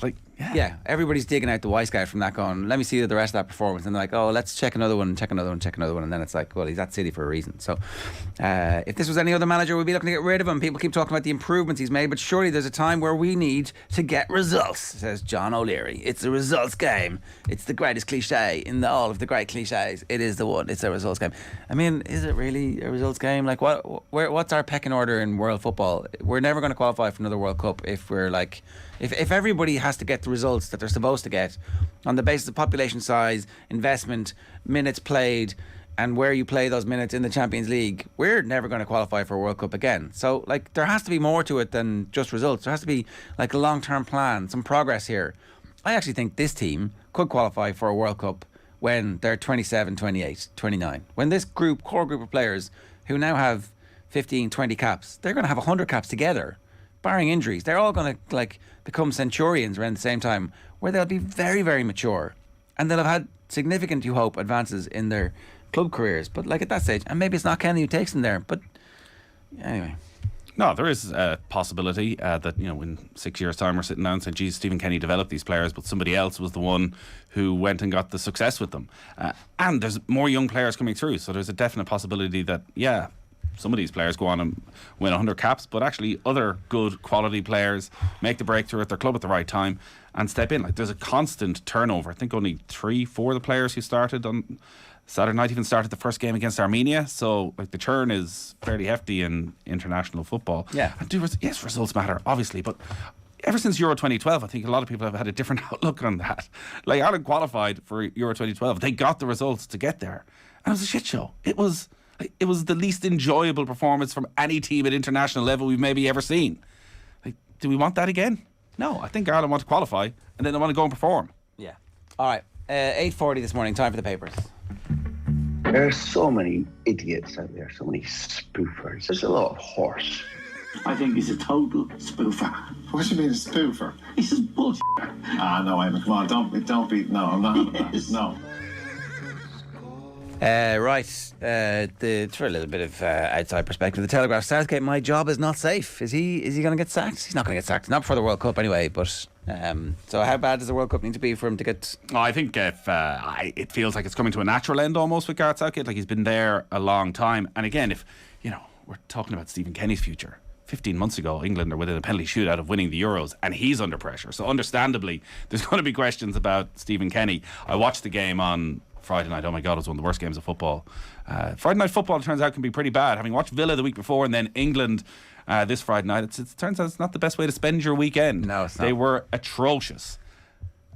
Just no discernible game plan. Players who are either unfit, lacking in confidence, playing out of position. Makes no sense. Joshua will not sign by Fury's deadline is the headline here, and it's WBC champion makes threat to quit if deal not agreed. This is so all trending towards not happening at the moment. That's the Gareth Davis story in the back of that. Parrott due a cracker. This is Neil Reardon's story. Stephen Kenny is back Troy Parrott to emerge from his goal drought sooner rather than later. So you got to pick him again now after this. You can't drop him. Well, I think you maybe see what he's like around the camp. Like, is the head gone? Ogbene played very well, so if Ogbene comes in, who does he come in for? Does he come in for Obafemi? Thought Obafemi did well. I can't see there'll be many changes, but maybe the sides, Parrott's confidence is a bit shook by that. Knockout blow. Walsh fears for the future of Irish boxing if the Olympic incentive is gone. It's Kieran Cunningham's story in the back of the Star this morning. Irish boxing legend Billy Walsh thinks the sport is in big trouble if, as looks certain, it loses its Olympic place. It'd be a disaster for Irish boxing if that did happen. Kenny's safe for now despite latest losses. Paul Lennon's story on the back of the Star this morning. Troy and Troy again. Kenny's backing Parrott to produce goods for Ireland despite glaring myths that proved costly at Hampden. Troy and Troy again. I suppose if you say it quickly. Troy and Troy again. I don't know. Yeah. The world on his shoulders. That's it gives you an automatic. It's like when you say a beer can and it's bacon in Jamaican. Yeah. If you say Troy and Troy again, you automatically get a proper Dublin accent. Billy Despair at IBA Choice, that's that same story. And the excuses are wearing thin is the headline on Gavin Cumsky's piece in the front of the Irish Times, and that is Sunita Puspor and Zoe Hyde celebrating their bronze medal. O'Donovan and McCarthy, bigger biceps, stronger quads, better still to come. It's very, very specific. Right. We did, yeah. 8:42 this morning. That's the sports pages. There are so many idiots out there, so many spoofers. There's a lot of horse. I think he's a total spoofer. What do you mean a spoofer? He's just bullshit. No, Eamon, come on, don't be, no, I'm not, Yes. no. Right, Carl Mullaney's with us. Carl, good morning to you. How are you? Hey lads, how's it going? Yeah, which camp are you in? Kenny out, Kenny in? Because there's only two camps. There's no in between. You can't be like, I actually think we're a progressing nicely and we should give them, it's... No, it's got to be Kenny in, doesn't it? I mean, I think the manner of the performances definitely are trending in the right direction, but they need to win tomorrow night. There have been big letdowns after good performances. That's the problem here, is that we had a good performance, as Nathan keeps pointing out. The away games against good teams, we've played really well. And I listened to the lads talking at the weekend. Shane Keegan was talking about the heat map. But like, if you're playing a counter-attacking team away from home, your heat map of touches is going to be deep. That's the strategy. I think you would expect the home team, who are ranked above us and who are better than us, to dominate the ball, and it's how effective we are when we get the opportunities. We were relatively effective, but then when the big chance dropped to Parrott, I actually thought he was offside, to be honest. Yeah. I thought he did really well when the one who was offside, where he dribbled around three of them and stuck in the net. That was like great composure. Now, I don't know, did everybody know it was offside? They probably did, but they were still playing like they were. It was right in front of where I was sitting, and you could tell straight away it was offside, so maybe he knows. But the chance that he had, the one-on-one, I mean, what was the sense in the stadium when, like at that stage, had that gone in? I mean, Ireland are in pole position. Oh, absolutely, because I think suddenly the bubble has burst for Scotland. Absolutely. And, the crowd even in the first half, weren't long on getting on their backs when things weren't going well. So I think Parrott sticks that away. Ireland, likely he'll go on and win the game. And what a brilliant counter-attacking goal. Yeah, absolutely. It was actually a very good display of counter-attacking football. Like, they picked their way out of defence brilliantly, whether it was Doherty, even McLean, I thought. There was no long hoofing it up and hoping they'd chase it down. Quite a lot of their attacking play was a little dink over the top, even for that first Parrott one that was disallowed. So you just have to take, as you say, it may well Kenny in, Kenny out he may see Kenny as a hard luck story in times to come of like his players not taking the bigger moments are always going with the opposition. Yeah, but that game hinged on one or two key moments. It wasn't a vast chasm between the teams or anything like that, and obviously Scotland are in good form as well. So it's what was the crack with the penalty? I've seen the few replays. Like, why are his hands out there? Has someone pushed? Has he slipped? There's a bit of shove, but possibly the shove was from John Egan. Apparently, it looked more like a John Egan shove than a Scotland shove. But it's just these key moments just seem to be, as you say, going against Ireland and Stephen Kenny. But they do have to win tomorrow night. If they don't win tomorrow night, I think you mentioned last week that you're back to a conversation where the situation about the longer term future, but it looks like it's going to come down to that Euros campaign, and now you're going to have a potentially very sticky draw with England and France now going to be second in that pot 2. Now, there are possibilities, maybe you get Hungary in pot 1, but again, they're in pot 1 for a reason. Yeah. You're right. Vincent Hogan made a good point on the pay-per-view yesterday that patience will snap eventually, and that's the worry for the Irish management team ahead of tomorrow night. That if with 10 minutes to go it's 0-0 or they were 1-0 down, like the crowd have really stuck with this group, and you've noticed that at all the home games, the few home games where they've had a crowd in, that like if that was to turn tomorrow night, we probably would be having a different conversation. If it's a half-empty stadium, they're booed off the pitch. But and I'm wary saying this because they've struggled to follow up good away performances at home. But there's nothing we've seen over the last 3 games to suggest that Ireland shouldn't win the game tomorrow night. Yeah. And there's also the point, one of the papers makes the point this morning that Stephen Kenny's reign now is approaching, I think, around the 30-odd game mark. That's similar to what Brian Kerr had in charge. John Giles was in charge for, was it 7 years? I know, different era, but he only had 36 games or something like that in charge. Most people agree. Both of them should have been given longer. Yeah, so you're getting to that stage where he's had a critical mass of games now that you can really judge where the team is going. And I would say, there's been an absolute transformation in the playing stock, and the team is now playing well since they found he has definitely made mistakes along the way. He has definitely not always got the decisions right in terms of personnel and playing style, and that has all evolved to the point where you feel like he's made a quantum leap forward in the last, this calendar year, right? Even since the summer, it seems like a penny dropped in the summer. And now more players are available. Now there are crowds. It's like, let's judge them now. Yeah, I think that's fair.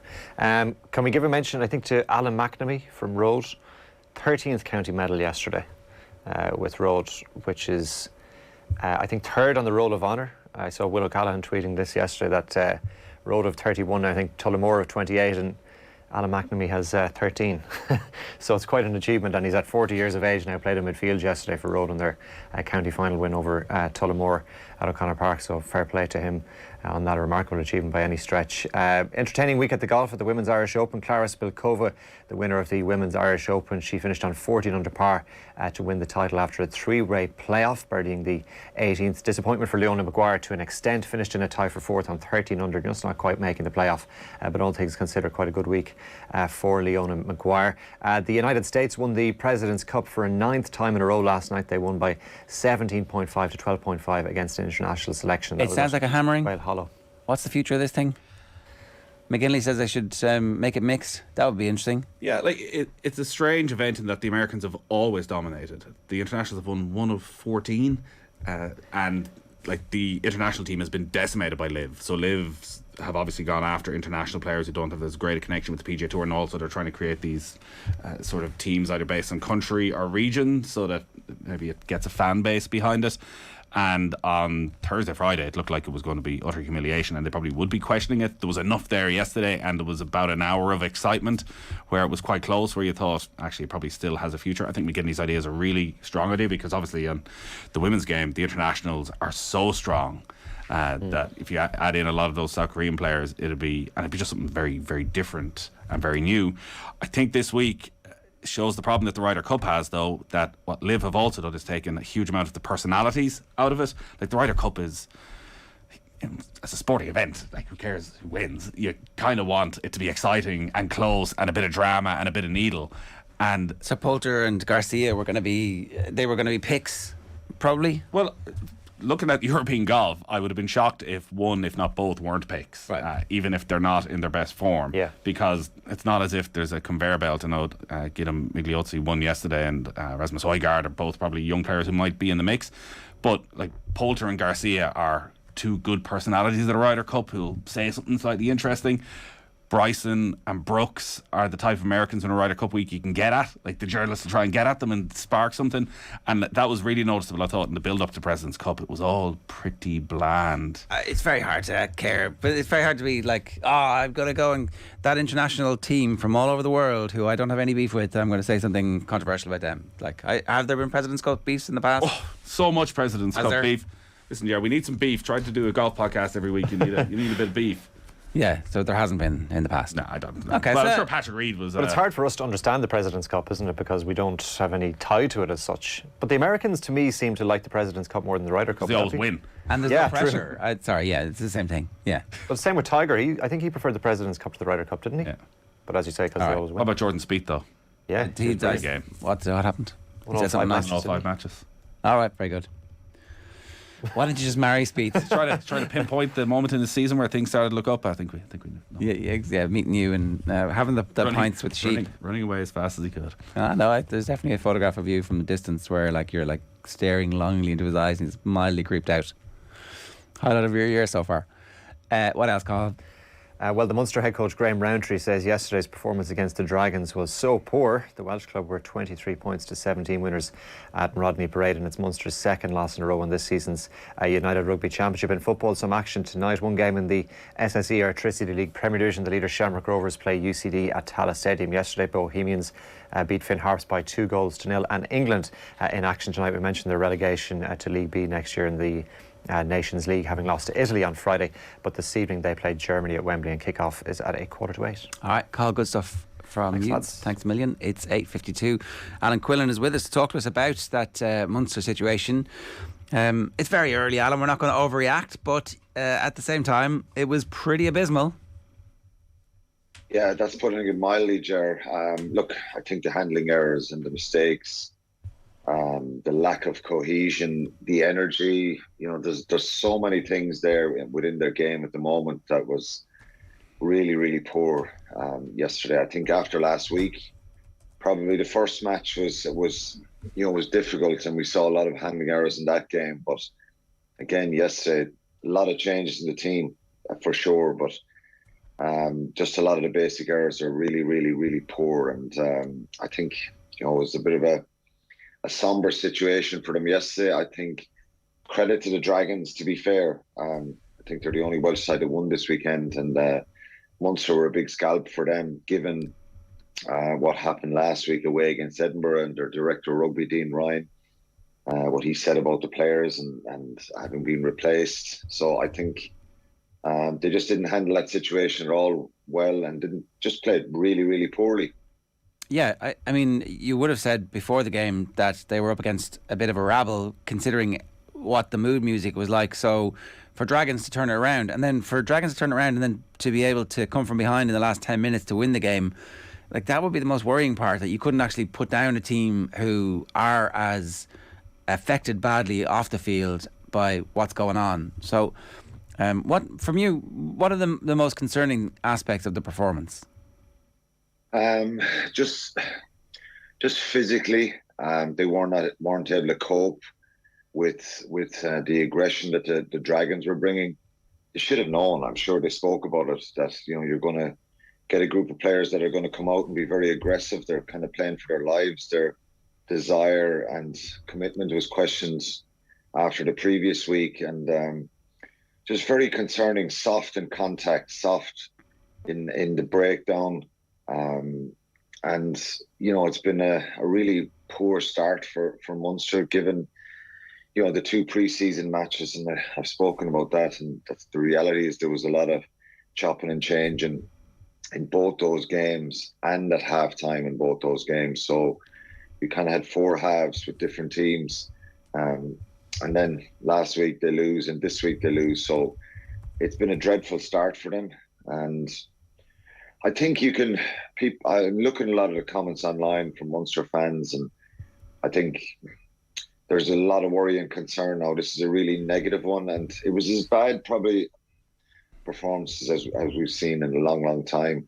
And so I think it's obviously very early days, Ger, but the players have got to take responsibility here and either fix this on themselves and just be mentally stronger.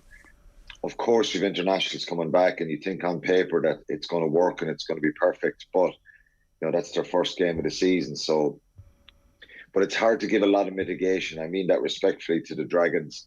When you see Munster not even being able to win crucial lineouts, overrunning the ball, wingers on box kicks, not actually contesting in the air, the opposition catching it on the run. Like that's down to desire and toughness and hardness and mentally. Quinny, is it down to fitness? Is that the problem, that they got their pre-season wrong? Obviously, a lot's been made of the week off and players getting married and all of that. Like, there's so many very basic errors. Off. Like that sounds like a team that mentally can't get to it because maybe they're just not fit enough yet. Well, they're 2 weeks off because they had another break at the start of pre-season. They trained for 2 weeks and had a week off, and then they had a week off near the end of the block. So, look, I don't know, Nathan. They're just not battled hardened at the moment, and they seem to be way behind. I know this pre-season plan, and people again mightn't be too happy with it, was kind of put in place by Johan van Gran before he departed. That was the plan, and this stuff was planned out a couple of months in advance. But they have a lot of work to do, and fitness could be an issue. I just think that fitness really plays a part when you're under pressure. Being undercooked in matches is why you play pre-season matches, to get the rust and the cobwebs away and off yourself. And I just think that it's really, really worrying. It's hard to kind of sum up because there was so many things going wrong. Like if they made a few defensive mistakes yesterday, and that was the issue. But it was a bit of everything. I think Mike Haley's pass at the end just really summed up the execution and the inability to catch pass properly and just execute. I think, look, they tried again, and obviously they tried it. Zebo makes the break. It's the high tackle. I think the break there. But a lot of the time they're just going across the field laterally, and I think Dragons were just fanning out, and they were loving the situation. And you saw no energy from Munster to kind of really impose themselves. They probably played for 10 minutes in the game, and that was before half time. It might have been even less than 10 minutes. And that was the worst thing that happened to them in a sense. They went ahead. They went in at half time probably thinking, yeah, well, look, it's going to be fine now in the second half. I'm sure if they went in 15-3 down at half time, that the Munster coaches would have really hopped off them but they just didn't react. And it's worrying that some of the basic errors and mistakes, but fitness could be an issue with them as well, and just being undercooked as well. So look, it's difficult, as I said. There's some players playing their first game yesterday, but they should be so much better than that. So how quickly do they turn this around where everybody's like, that was a bit of a blip and this is the real... We can see the impact of the coaching ticket. We can see the impact of the best players being fully fit. How long is it going to take before we can react properly? Yeah, I don't know. I think you need a run, Ger, with a settled team, and obviously with the emerging Ireland players away, the other provinces have to deal with that as well. But I think they've just had no continuity in selection, and something again that has affected Munster a fair bit in the last few years. They actually need to play regularly together and try and get a settled team. It's hard to do that in the modern game because you've so much.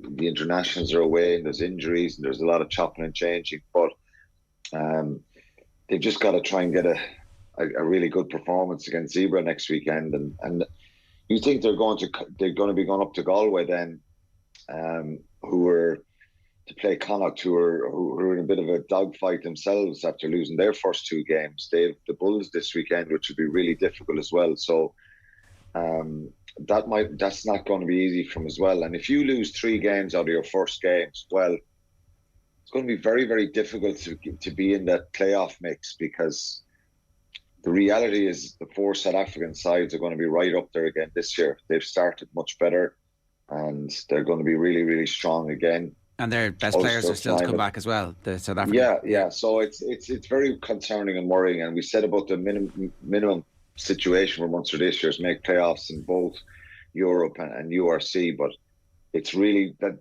this game could come back to haunt them when it comes to getting, even a home quarter-final or something like that. Yeah. We saw what happened to them last year. So they have to have a really honest look at themselves. And so, like, if you started going into individual performances yesterday, it's pretty shocking, really, to be honest. Some of the stuff that we saw, the real basic mistakes that were being made, and the players have got to take ownership of that. And in fairness to Graham Rowntree, we give out last year and a few times in the previous couple of years about Johan van Gran not really being quite closed in interviews. I think Graham Rowntree was really honest yesterday, and these players. I wonder if this is a bit of a wake-up call for many fans, thinking that actually this is going to be easy. They're going to come in, they'll be able to implicate the new plan quickly, and lo and behold, a new Munster will be born. Or actually, is there going to be a transition period where it's pretty grim for a while? Well, it's yesterday would indicate, that's the case, unless it's sorted out pretty quickly. When you have a lot of things to fix in training, it's kind of, do you kind of skim on all of them, or do you kind of really just take it step by step? So it is going to take a little bit of time for them, and but they would not be feeling good about themselves yesterday, and it does ramp up the pressure. It's a tough job for the coaches, and that's the reality. There's some players, probably when you go down the depth charts, that are on the basis of what we saw yesterday, even though on paper it was a pretty strong Munster side, that are they good enough? Are they going to, be able to play at this level and play at the required level that's here? I know that sounds very harsh so early on, but I'm talking about the basics here, and I'd stand corrected by anyone who says I'm not trying to be over the top. It is very early days, but the really, really concerning was the energy and the desire and the aggression.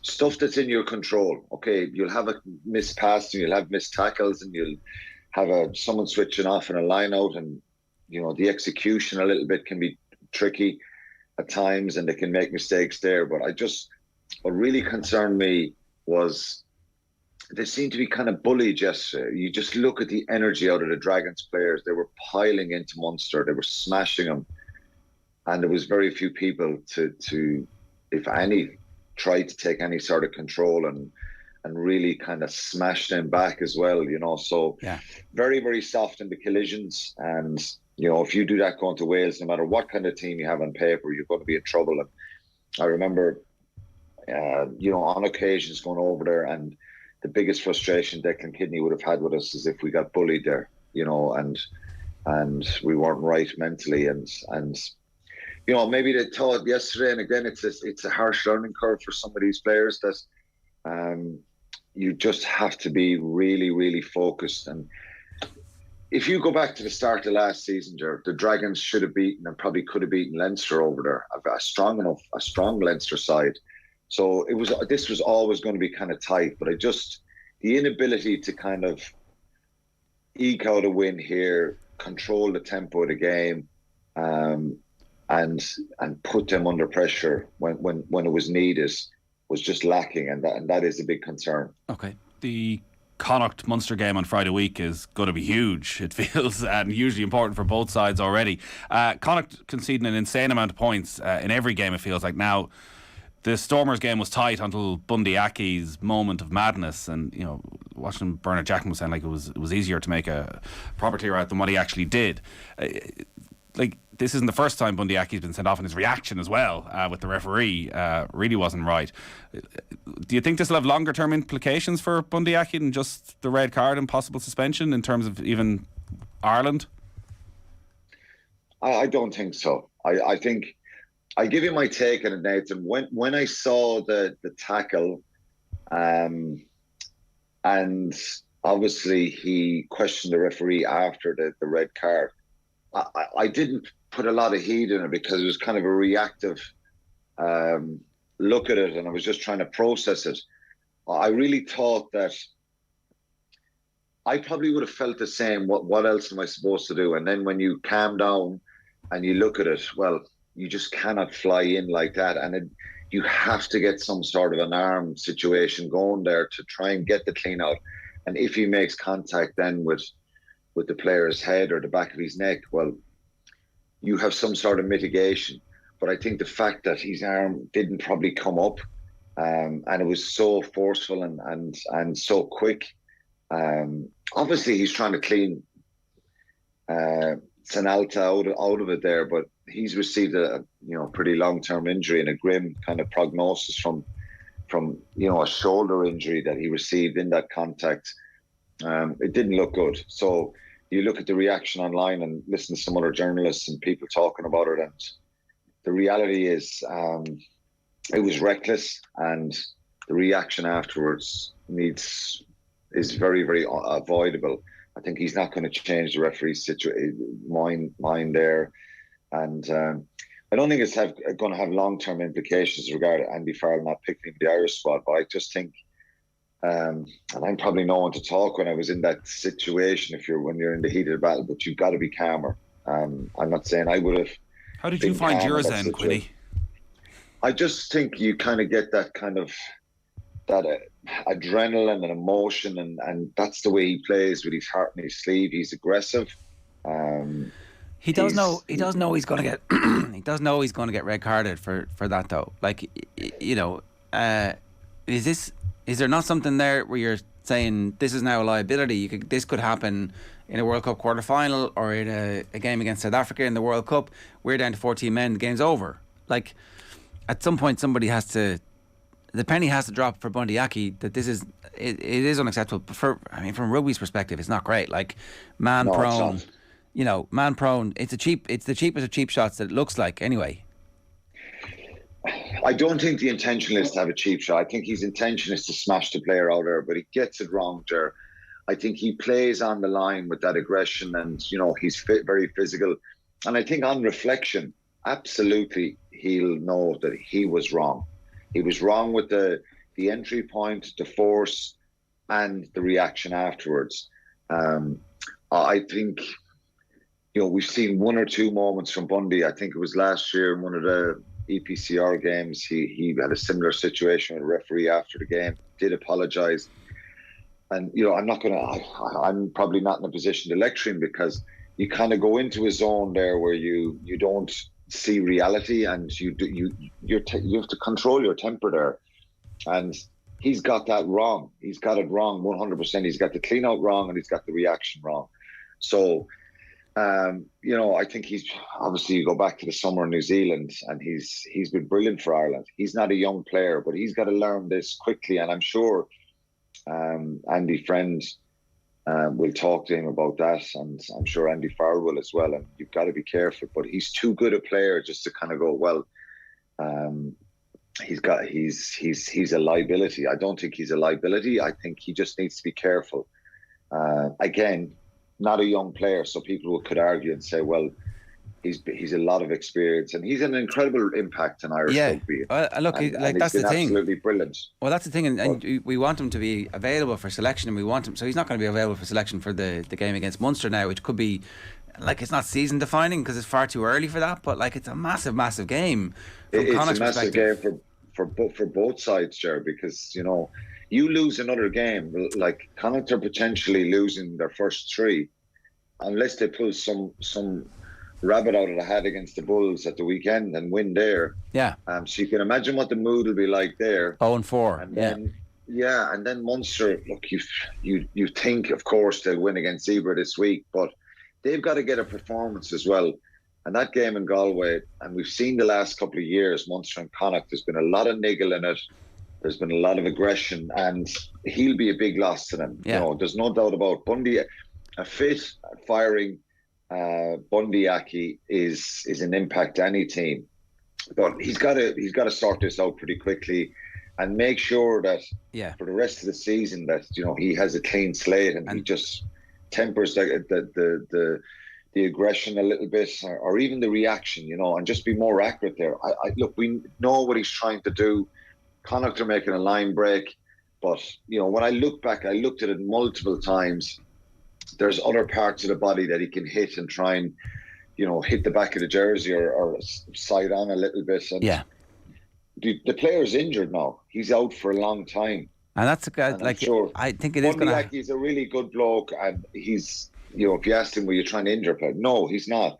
He's aggressive and he plays like that, but he's just got to be careful. I know, but the point. No one was trying to injure people when they were tackling high in the air, and then players were ending up. Players were injured. And that's the impact. The intention doesn't really matter. It's the impact that ultimately the sport needs to legislate for, and it opens up a much broader conversation. I do want to make one further point here. We were talking about Nathan Doak and how exciting it is that he's emerging as a potential scrum half with for Ireland maybe, and then John Cooney comes along and is like, hang on a second, did everybody forget about me? Why aren't you talking about me?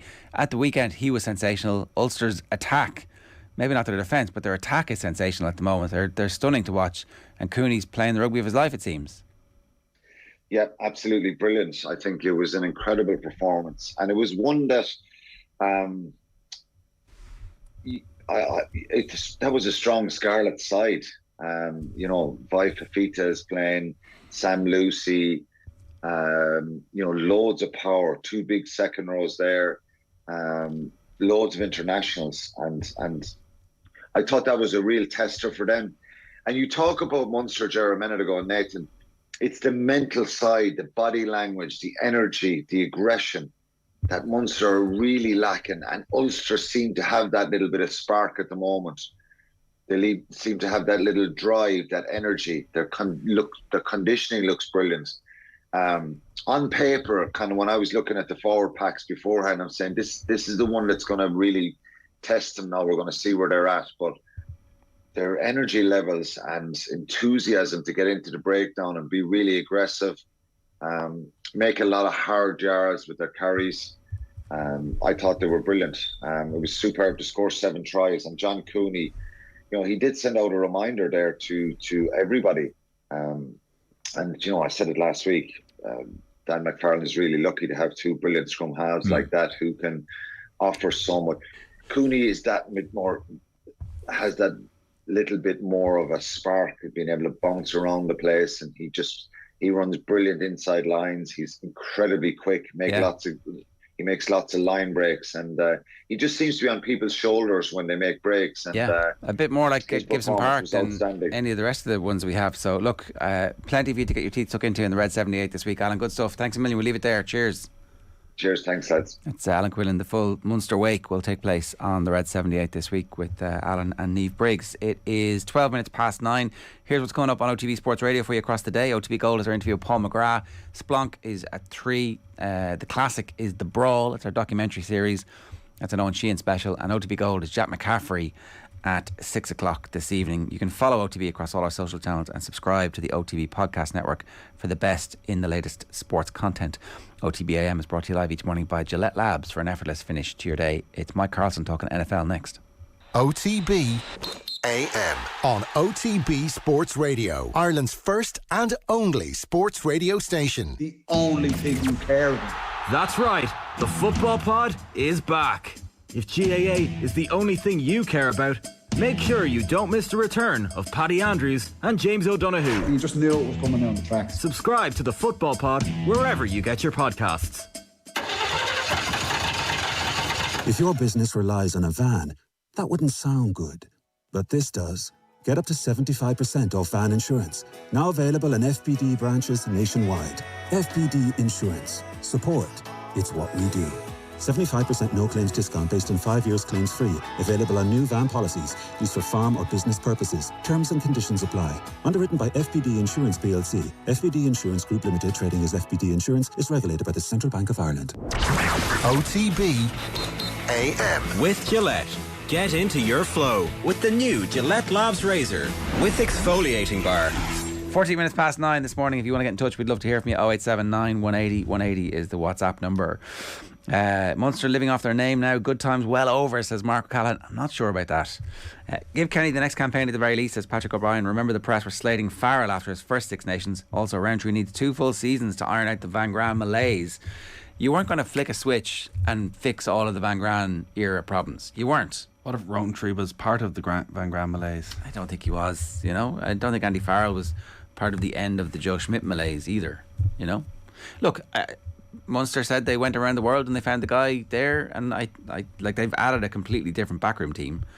So, it's like when Shane Hannon got this gig. We went around the world looking for a replacement. Turned out the right guy was just sitting here all along. Yeah. There you go. John O'Leary says, I love when Ger gets sarcastic to disregard people's comments. If they're negative towards Kenny, maybe start the show next time Ireland lose and say, don't post a comment unless it's pro Kenny. Thanks, John. I mean, I wasn't, just some of it was ridiculous. Like, some of it is like, you'd swear Mick McCarthy was Pep Guardiola. Do you know? And like, he's inherited all of the greats from La Masia and he's turned them into this team who are being beaten by Luxembourg and Armenia. It's like, we had got really bad at football. Our situation was absolutely dire. We're getting slowly better. We're chiseling off decades of underinvestment and like the complete disregard of underage football properly by the organisation that was charged to run it. The problem child was our domestic game. Like, we're suddenly trying to hold this team to the standards of the 1988, 1990, 1994 team, even the 2002 team, which had Duffer and Roy Keane and Robbie Keane. Stick Duffer, Roy Keane and Robbie Keane into this team at the moment and we're like World Cup quarter-finalists. Stick Declan Rice and Jack Grealish in. There you go. Be interesting to see what he does tomorrow night. Josh Cullen's suspended and Cullen is sort of the one player in the squad that there's no like-for-like replacement. Maybe Conor Hourahan, but I'm not sure he'll start Hourahan. Does he go because it's Armenian play, Malumbi and Hendrick in there with Knight, or does he actually play Knight and Malumbi and bring Albene in and go back to... I wouldn't do that. Go back to a 3-4-2-1. I don't know. I'd stick with what we had playing against Scotland. Go for like as much as you can and take it from there. But we'll see. That game live tomorrow? Live tomorrow night, yeah. So it's Stewie Byrne. All right, looking forward to it. OTB AM brought to you live each morning by Gillette Labs for an effortless finish to your day. It was supposed to be the final game ever between Aaron Rodgers and Tom Brady last night, and it was supposed to be a shootout and we were supposed to see loads of good stuff, but instead it turned out into a massive defensive struggle. Mike Carlson is with us. Mike, good morning to you. How are you? Oh, I'm fine. I'm doing better than Aaron Rodgers or Tom Brady probably, but they may have another matchup in the rest home in 20 years or so. That might be interesting. It did not live up to the pre-fight hype. No, that's putting it mildly. I think in one way you've got a similar problem for the two guys in that they don't have the receiving core that they want to. In Rodgers' case, because Devontae Adams is gone, they haven't really replaced him, although Romeo Doubs made a couple of plays in that game, rookie receiver. And in Brady's case, through injury, once he gets the people back who he's supposed to have, it might well be okay for him. But you're right, it was a defensive battle. I thought Tampa's defense in particular was really good. And it came down to a failed 2-point conversion at the end of the game that would have sent it into overtime and prolonged the agony for most of the people watching. You would generally say, I think, that the first 4, 5, 6 weeks of the season, it takes a while for offenses to get up to speed, and it's generally a defensive struggle. And you can look at the games that San Francisco have been involved in. The greatest offensive mind of his generation, barely able to rack up any points, with a horrific mistake made. But you take all that, right, as it's a cliche because it's true, and it's true because it happens year after year. And then you look at the Miami Dolphins, who have a new coach who have managed to find explosive offense immediately, because that guy might actually be the most genius offensive mind in the league at the moment. Well, that may be an exaggeration. And he comes from that same Shanna Clan coaching tree as the 49ers. Buffalo had more first downs in that game than San Francisco and Denver put together had in their game.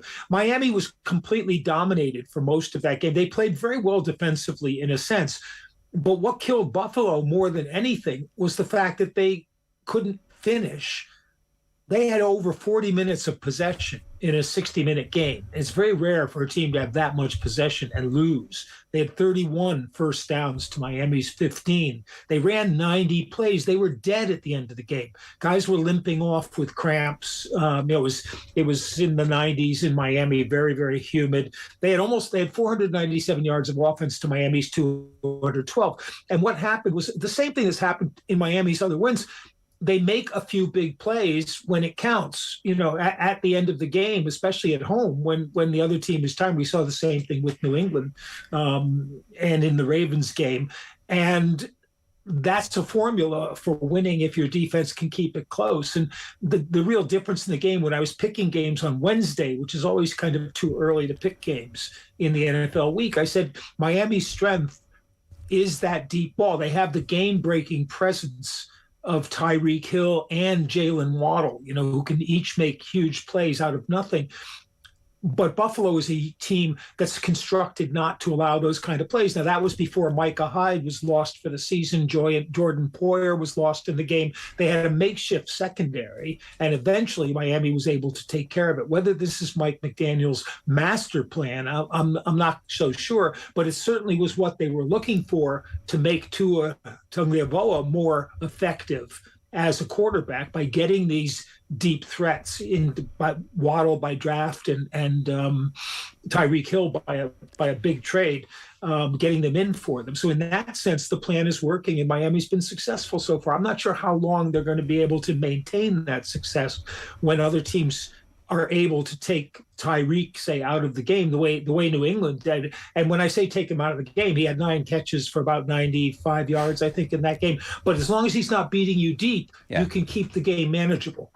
It is pretty exciting, though, that Miami have been able to inject this level of pace and energy and smarts into their offense so quickly.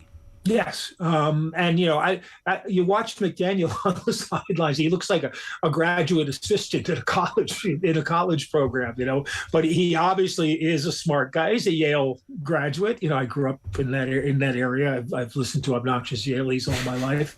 And, he's obviously got the team on the right page, and in a sense, it's only a continuation. I thought they were getting better for the last 2 years under Brian Flores, but it was his offense was well behind the defense. Now the defense is still okay, and the offense is catching up by leaps and bounds.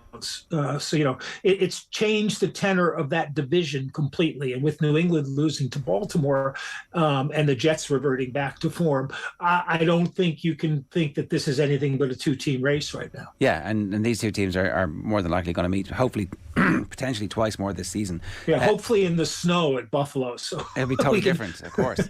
And what about Patrick Mahomes? Because, again, the early season narratives are they've recovered from whatever it was that happened to them last season. They've added relatively well.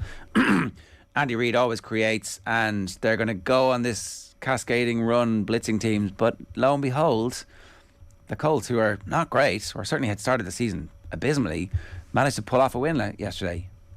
Yeah, this was one of those games that's really frustrating when you're watching Red Zone and maybe you have another game on, to watch and because every time you looked at it, it seemed like Kansas City was going to run away with the game.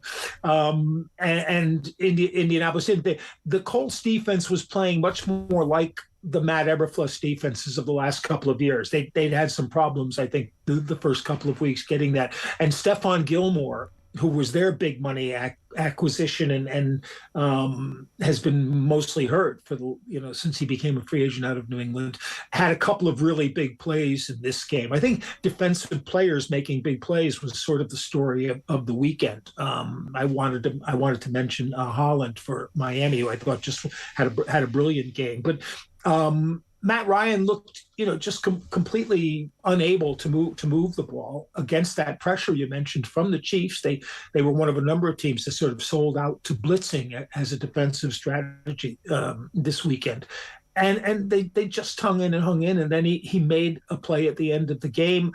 It's very hard for me to explain how the Chiefs' offense is not working when, if you're watching Red Zone, every time you see it, it is working. So, they're not getting the bread and butter stuff. And to an extent, which I didn't think would happen, but the idea of Tyreek Hill as the man who forces the double coverage so that everything else up. Now it's Travis Kelce getting the double coverage, or they're sitting back and defying somebody else to beat them deep, and that's what they don't have. Kelce had a great game. He got open a lot, but he's not going to win a game by beating you deep the way that Tyreek Hill did. And I think that's something that they still probably haven't fully adjusted to. And then you saw if you were watching, you saw the argument at halftime. Mahomes going up to the offensive coordinator, Eric Bieniemy, and really screaming. They were screaming because he wanted to run a few plays at the end of the half, and Bieniemy didn't. He just wanted to get in at halftime. And Andy Reid came up and broke them up, kind of saying, Eric's not the Bieniemy, Patrick. Let's get this together. Yeah, I had to get that one in. There you go.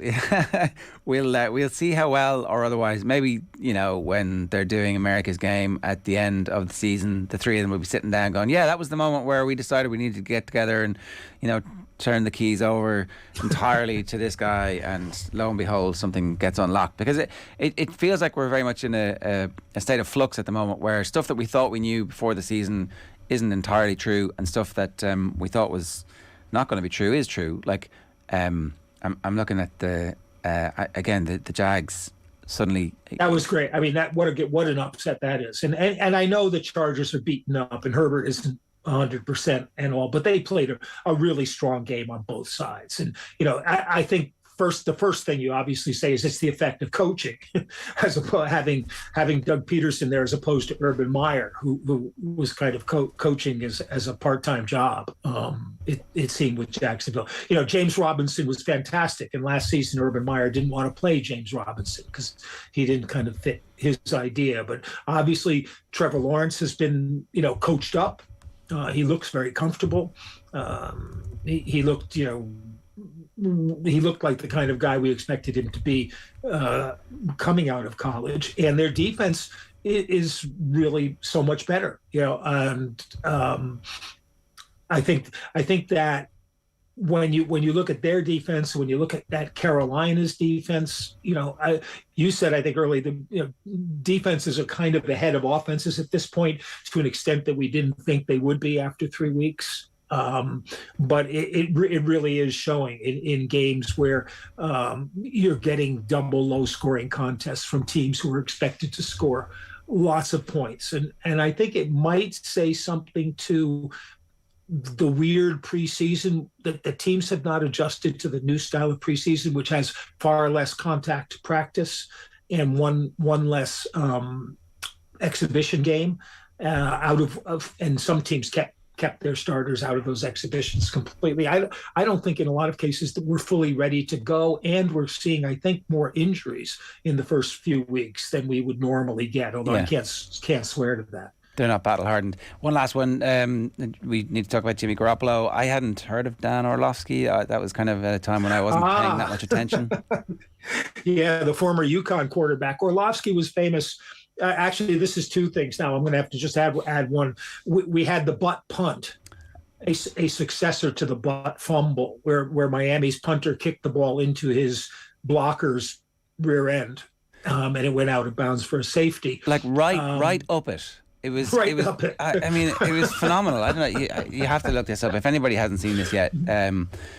I don't know what they were thinking. Like it was 10 years since the butt fumble. If they could have done this on Thanksgiving, it would have been the 10th anniversary. But it's brilliant. But like the reason is step to one side. Kick to the side. Don't kick it up his hole.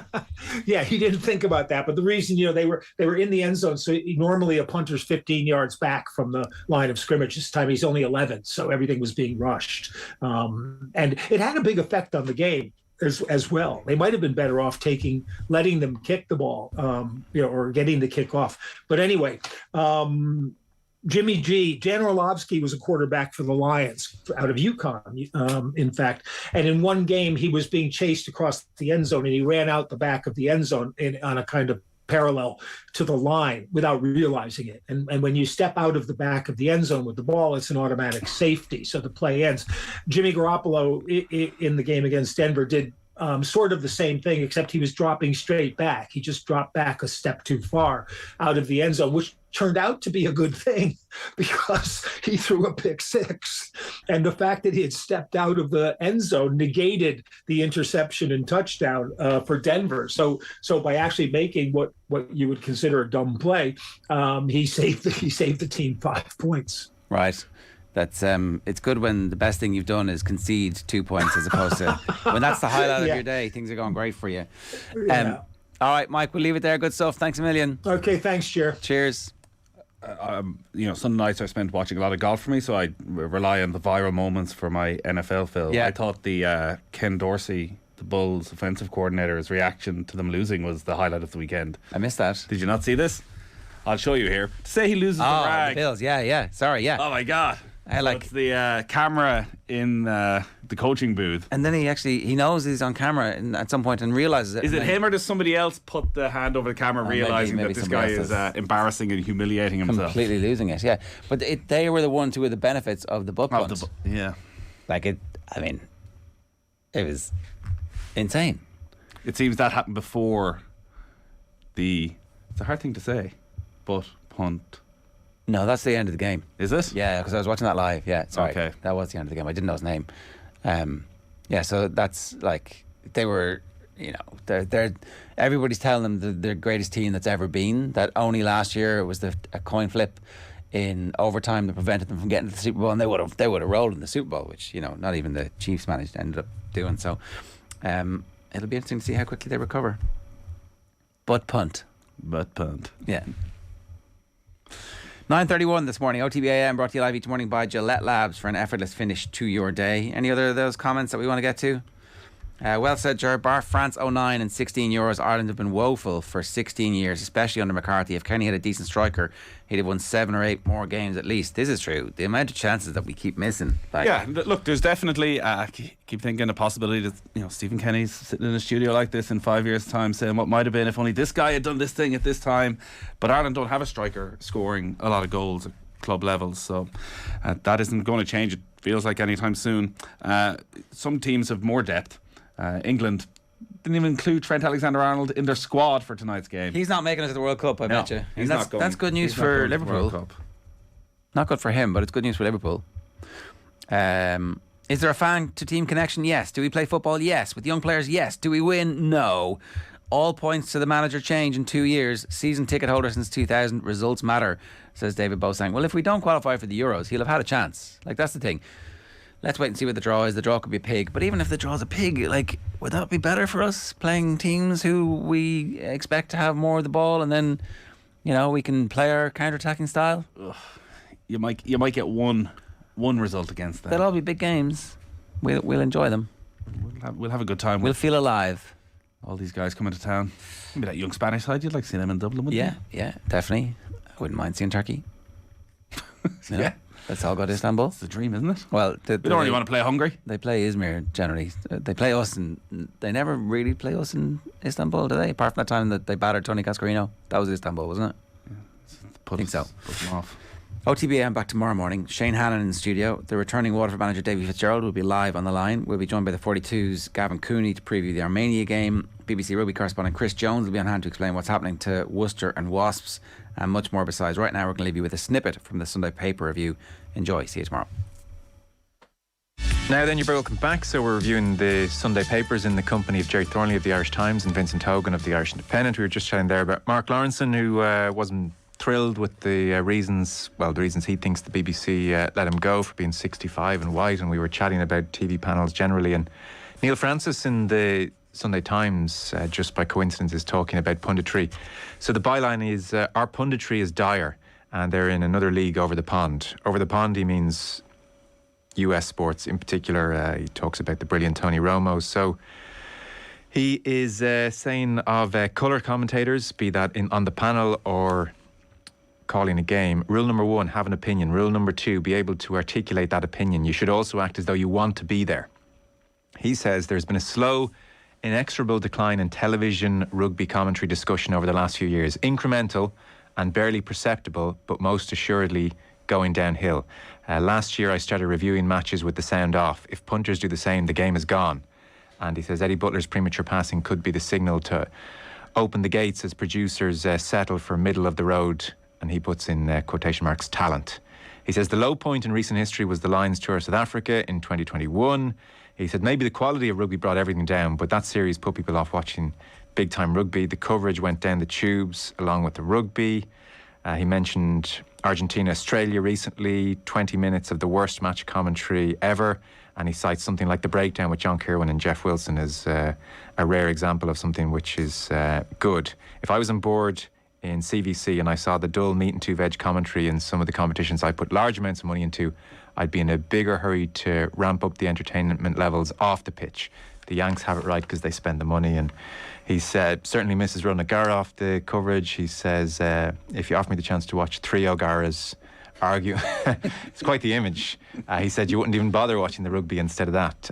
But his point is actually, it goes about different competitions, different coverage. He says it impinges on the quality of the occasion if you watch it on TV. I mean, I would definitely agree that the TV coverage is absolutely of fundamental importance as part of the overall offering. So an inexorable decline, Jerry? No, I wouldn't go that far, because I think in many ways rugby coverage and analysis on television now is incomparable to 10 or 20 years ago, when you know, like, let's leave out Virgin, let's go to RT and think about Bernard Jackman and Murray Kinsella and the analysis they will do before, during and after a game. I think it's very strong. Yeah. And I learn more than I would have from a TV commentary team now than I would have many years ago. But I do agree with an awful lot of the sentiments. Eddie Butler, I would always rewatch a game if Eddie Butler was doing the commentary. I really saddened by Eddie's passing. He was a great bloke as much as anything else, and a great comrade to all of us in the press box. Just a lovely human being, very generous, very multilingual, very intelligent.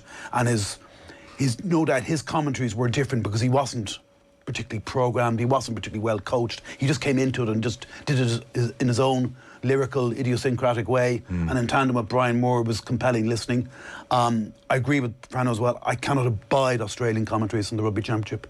I nearly do turn the volume down. The Australian commentary teams are just so one-eyed. Try time with the Wallabies. It's just unbearable. And it's like the penalty count should be about 25-2 to Australia at the end of every game if you actually go through the tape. And how could you not disagree about Rod? He's brilliant. You know, we all know he's brilliant. Yeah. But so yeah, it'll be interesting what the BBC do now. Butler's passing is a huge loss to the game in so many ways. It really is. Yeah. I guess it depends what you're after as well in some respects. Like when BT do games with their A-team and you have 2 co-commentators, and mid-game one of them will go off and do a piece of analysis, and then at a break and play it'll be slotted in and they'll show you with lines drawn on the screen how X and Y happened. I am kind of watching that saying, well, that's good. That just by definition is better than 20, 30 years ago. Unless it's hard opinions. I think Frano uses an expression in that piece, entertainment value. Yeah. You've got to be very, very careful that you're not over-focusing on entertainment value and almost insulting the viewer's intelligence, because I think you go down the road of it being performative then, and rather than serious analysis. And as someone who's not that big into the rugby, I love listening to Eddie O'Sullivan. I'd be biased. I did Eddie's book. I think he's really analytical and tactical and technical. Bernard Jackman, the same. I think the quality of analysis in rugby is way superior than what we get in the GA generally, or in soccer. Yes, I do, because I find rugby a very complex game. Yes, true. And I've always said, I've never understood how journalists in the press box can give me, immediately after a match, exactly what's happened in that front row, because I haven't a rashers, and I've gone and covered rugby for 42 years, and I have never had a rashers what's going on in the front row, and I'll bring that to my grave. So I am always interested in a pundit telling me something I don't know, explaining something to me that I cannot see. And in the case of rugby, there's plenty of that I can't see with my naked eye. And I think we're very well served with rugby pundits, because they explain it to you in a way that's understandable to Joe Bloggs like me. Also, the use of modern technology is so much improved. You think back 10, 15, 20 years ago, you would just have 3 people talking for half an hour after the game in the studio, almost with no, rerunning the occasional try, but no real otherwise in-depth. Yeah, I take that point, but maybe did the average punter enjoy the rows that would happen then and the free-flowing talk that would happen? I think there was an element of that, and I think certainly when Tom McGurk had George Hook and Brent Pope, it was like almost a soap opera, and it was entertainment, but whether it was real in terms of the analysis, I mean, some of it was just blatantly trying to get a reaction, in my view. And I also felt it fed the egos of the guys in question, because I remember reading an interview with Tom McGurk after they broke up, like as if they were the Beatles breaking up, and the sense of self that those guys had by the end was extraordinary, because their job was to explain rugby to us. And I do remember one time I was on holidays in the Canaries and watching an Ireland-France game in Paris, and it was one of those games where the French just went at us from the get-go, and I think they got 4 first-half tries, and every time the scrum half got the ball, he just ran it, and they just picked holes in us. And George Hook, in his analysis at half-time, said something along the lines of, well, the game was lost in the first scrum. And I'm kind of thinking, sorry? But as they broke for the ads then, a guy with a pint and a guy with his mate, they're drinking pints in front of me, and one turns to the other and says, sure, the game was lost in the first scrum. So the influence those people have is enormous. But to me, George Hook had just uttered pure nonsense that day. It made no sense to me in analysing a game where we'd been run off the park that he was talking about scrums. But the people were listening. Yeah. I'm conscious he's not here to defend himself. Maybe he saw it that way and he's entitled to his opinion, and I'm sure he was giving good, honest opinion. Sure. That said, I thought that panel, when they were really motoring and all debating each other, I thought it was brilliant. It was entertaining. It was must watch. Yeah. And you know, we're probably, as we head towards, well, got to be analytical, do we forget entertainment a bit, you know? Yeah, how do we strike the balance, you know? And I do think O'Gara is a compelling figure on television, because he has that strength of analysis, but he's also very forceful in his opinions. He's not afraid to have a go at somebody. He's unpredictable. Make it awkward in there if he wants to. He's also very thoughtful and honest. You ask him a question and he will pause and actually consider the question and come up with a considered answer. I remember asking once, why do you take it so seriously? It's because a lot of people will be watching it. They might only watch rugby 4 or 5 times a year. They might be sitting down in their homes in Cork or wherever it is, tuning into rugby for in international games, that I've got to give them as much information I can. That they deserve that. No, he's amazing. Like, he is amazing. I think Barnsley's missed from Sky Sports. Yeah, I mean, that period where Munster were going well in Europe and Sky Sports had that competition, and it was Barnsley and co-comp. That worked. That worked because Barnsley got us all. He wasn't unnecessarily pro-English in the same way that Eddie Butler, you never felt he was excessively pro-Welsh. Like, Eddie was fluent French and he got French rugby, you know what I mean? He got all types of rugby. He loved the old Lansdowne Road, and Barnsley had a great appreciation for what Munster brought to the Heineken Cup. You used to love him, like, giving a reference to how much he loved Limerick, and it, you know. Maybe it was a touch political, but geez, it got me. Yeah, and you also knew he enjoyed the wine whenever he went over to France. But where I think we all agree with Neil Francis, like, if the TV coverage is good, it just elevates the whole experience, you know. And there is nothing more disappointing than if you tune in. I'm not going to name any individuals or stations or even sports, but you tune in and you see a certain panel or you see a certain, you think, it adds to it, or it doesn't. Or it doesn't. You're like, you know. So, like, it's probably easily taken for granted by powers that be that, well, it doesn't matter, but it really does matter. We spend more time talking about what Roy Keane and Gary Neville said on a Monday than what happened on a Sunday, you know. So I don't know. Your thoughts to 53106, I'd be interested. Just did you guys get a chance to read this Joe Brolly David Goff interview? Yes, I did. I mean, it's like, if you want, so this is in the, I could have easily missed this. This is in the main section of the Sunday Independent. If you want from an interview 2 people having a really intimate conversation and you're eavesdropping, this is the interview. So David Goff, high-profile GAA referee, and well, they have drinks. 3 years ago, it starts off. David Goff sent off Dublin's Johnny Cooper in the Ireland final I had something to say about his decision, said Joe Brolly. It marked the beginning of the end for me at RTE. Brolly starts off the interview by saying, "You never apologised for getting me sacked." And it kind of goes from there. And so David Goss tells this story. He says, "I've never spoken publicly about this. I'm 14 years old. I'm walking home from school. I pass a newsagent and I see the front page of the Star. It's a story about Stephen Gately coming out. He was wearing a kilt in the pic. It was like a bomb going off inside me. Suddenly I knew." Brolly, "You were excited." David says, "This is tough. I've never told anyone this." Brolly says, "Will we stop?" No, keep going. I want to tell you this. I was terrified. It was scary. I went inside, I bought the newspaper. I hid it in a button folder in my bag. I'd never bought a paper before. I went home as fast as I could, went up to my bedroom, I locked the door, I sat in the bed. I took the paper out and I read it again and again and again. I couldn't believe there was someone else who felt like me."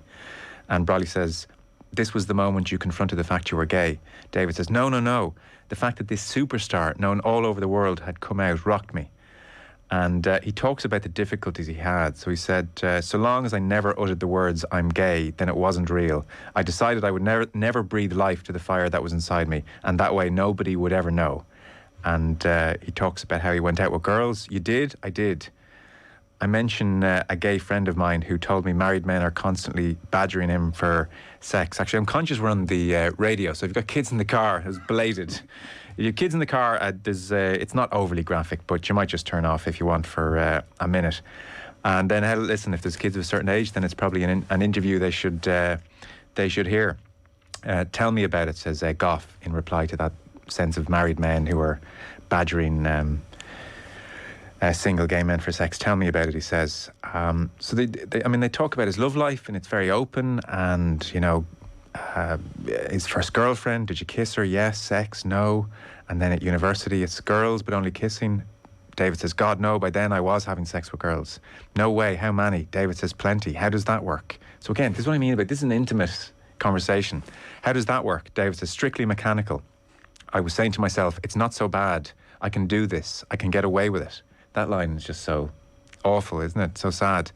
And Brolly says, "Like all those married men with children meeting in public loos, leading lives of quiet despair." "Exactly," says David. "It could have been you." "Yes," says David.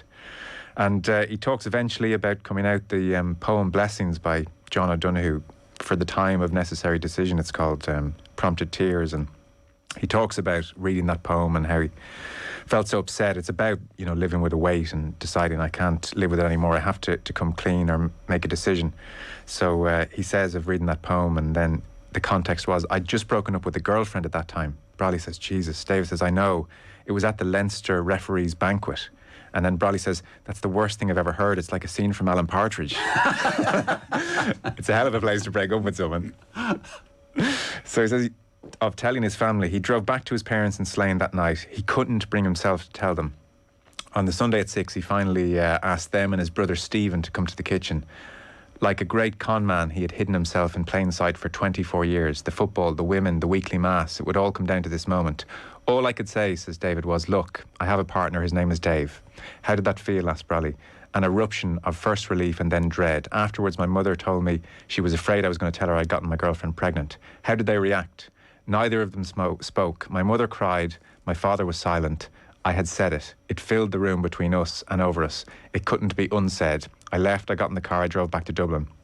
A week later, my mother rang me, told me my father was getting up every morning, standing in the window, crying. 2 months later, his parents rang him on speakerphone and told him they loved him and they were delighted for him. David says, "Now I could begin to live." And it's amazing. He says he still has the Stephen Gately Irish Star front page.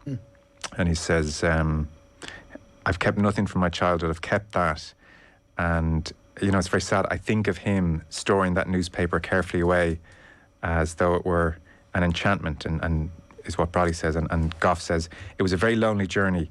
When you're wearing a mask all the time, you're always afraid the mask will slip. It was very hard, very hard. I missed out on so much by hiding. What a terrible waste." And Brolly says, "Well, you'll be Stephen Gately for a lot of young people." I read that and I was like, wow. What a conversation. It's a heartbreaking read. A heartbreaking read in the sense of what so many boys and girls in this country went through. And that image of his father getting up every morning and crying in the window, as if not being I presume it was a guilt thing with the father that he hadn't been able to have this conversation with his dad, and it's just extraordinary that we were so closed for so long in this country to a story like this. But there's a line in it that I absolutely love, and it's from 2017, and he says, "I had reffed a game and was meeting a friend afterwards in Panty Bar to unwind." Now that's a line that really jumps out at you, as this is arguably Gaelic football's best referee, and he's unwinding in Panty Bar, and he says, "No one tortures you about football in there." And I laughed out loud when I read that. I thought, brilliant. It's absolutely brilliant. And do you know what? I'm not a huge fan of Joe sometimes, who can be very smart-ass and can be, slightly nasty, but he handles this brilliantly because there's laughter in it. So it's heartbreaking, and yet there's laugh-out-loud lines in it, like the Alan Partridge line you read out there. And it's wonderful that we're here now, that David Goff can do this interview, and that Donal Cusack could do his book a few years ago. But it's shocking that for so long, the expression is in there, living in quiet despair. Like, how horrible was it that so many people in this country, not just this country, but in this country, and the weight that the Catholic Church put on everything for so long, and that they just lived this private hell. Private hell. I think it's a beautiful piece. As I say, it mixes heartbreak with laughter, and it's lovely. It's handled beautifully. I don't know what age I would have been when Stephen Gately came out as gay, but I remember it being seismic. And whatever, I was young enough, and I quite liked Boys On, thought they were, and I vividly remember late night phone in radio show, and again, I'm thinking back, like, it was such a formative time in my life, and if I was in David Goff's position, what it would have done to me. But like, the discussion was on the back of Stephen Gately, parents, if your son said he was gay, would you disown him? Like, that was that was like the jumping off point. And I do remember a lot of parents ringing up saying, no, I would still love my son, as if like they'd done something terrible. But that is not that long ago. And there was also this kind of narrative, well, could we cure him? Like, could we cure them? Like, you think that's not that long ago, Joe. And still some parts of America now where that's the business is thriving more than ever. Your thoughts on this, Jerry? I know you didn't get a chance to read it, but you've got a sense of it now. Oh, yeah, powerful piece, and it just shows you the importance of people in the entertainment industry and the sports industry, if they are brave enough, for want of a better word, but it is regarded as brave. Yeah. You think of that footballer who recently came out, is he one of the first footballers in England to actually admit to being gay? And how invaluable that must be for young sports people when they see that example. They know, okay, it makes it much easier, I'm sure, for them to live with themselves when there are examples like that. So they're very important. And then I'd also thought to myself, football's going to Qatar at the end of the year, where same-sex relationships aren't allowed. And, the various captains of 8 teams are going to wear these bands on their arms in support of the lesbian, gay and bisexual community. But what impact will that really have? And in the midst of all this, football is giving its biggest tournament every 4 years to a country where it's forbidden to have same-sex relationships. What a contradiction that is. Yeah, and I was just thinking about this, in a couple of months' time, we will be so wrapped up in the football that whole debate will be over. And we'll be watching the group matches, and it'll be all about Gareth Southgate, his latest crisis with England, can Wales do anything? And that whole debate will be done and dusted. And it's like everything, even in the news cycle, nobody talks about Afghanistan now because it's Ukraine. And in time, something else will happen, and we'll move on from Ukraine. And God knows what will continue to happen in that war. There's a kind of an attention span that we have for these things, and the whole debate about Qatar has kind of exhausted itself at this stage. Yeah. Yes, it's absurd. It's utterly absurd that the World Cup is on there starting in November. But once it starts, we'll be gripped by the football. I know. I'm even conscious of that attention span now, but I did see Nick Harris's piece, page 70-71, the Mail on Sunday. To be fair to the Mail on Sunday, they have gone after Qatar and the ills there routinely, and they do it again today. It's just a brief synopsis, and it starts off, for instance, by mentioning a 27-year-old scaffolder from Nepal, working in a World Cup stadium. So he died of cardiorespiratory failure due to natural cause, and it turned out the accommodation he was staying in was not cleared as fit for human habitation. And they reached out to the widow, the Supreme Committee, which is delivering the World Cup, and they reached out to his widow and they said, look, your husband wasn't entitled to any, you're not entitled to any compensation because he was here less than a year. But listen, we've talked to the people that can be, and just as a good faith payment, here's 1,500 quid. And that's how they're treating people. And, you know, to make a long story short, Nick Harris tries to ascertain how many people have died working in these stadiums, and it's just so difficult because, for instance, of the 2,823 deaths of foreigners of working age in Qatar, which have gone unexplained or unclassified since 2011, that makes it very difficult to know why they died. But a lot of them were working in the World Cup stadiums, and a lot of them are of a young age. And you know, in terms of how Qatar tied up the deaths, like there were 6 security guards, including 3 Kenyans, who died in a minibus because, well, I'm not quite sure how they died, but maybe it was on duty around the stadiums. But their deaths aren't counted because they didn't die in the stadium. In effect, for your death to be counted as World Cup related, you had to be in the stadium. So this scaffolder who died in, you know, a place not fit for human habitation, he's not considered a death related to the stadium because he wasn't in the stadium. That's why they've a number of like 3 or 4. And just one of the chilling lines is that the Supreme Committee has counted none, that's N-O-N-E, none of the 551 suicides of foreigners working in Qatar since 2011 as World Cup related. So he says one might expect 9 foreign suicides per year in Qatar for each Qatari national suicide because of population imbalance. But for every Qatari suicide, there are 79 foreign suicides. And they have a widow of one victim of suicide, and she says he was sick and tired of it all. Every month there were problems with paychecks. He also complained about the long working hours, more than 12 hours. He leaves behind daughter aged 6 and 12. On it goes. It's a messy, jumbled picture. We can't get any exact figures. All these deaths are just vaguely characterised as, you know, natural causes. It's like 2022. It's disgraceful. It's absolutely scandalous. I've been following this story a lot in The Guardian. They've been sending out reporters there. They were there last week as well. A guy called Peterson, I think his name was. He wrote some absolutely brilliant stuff. I read it every single day, interviewed workers. And like The Guardian estimates that the total number of World Cup related deaths in Qatar is something in the realm of 5,500. Yeah. They're paid slave labour, not even slave labour, lower than slave labour, £1 a day. A lot of them borrowed money to go out there on the premise that they were going to make, they were going to work in Qatar for a couple of years, and this was going to feed their families for some time to come.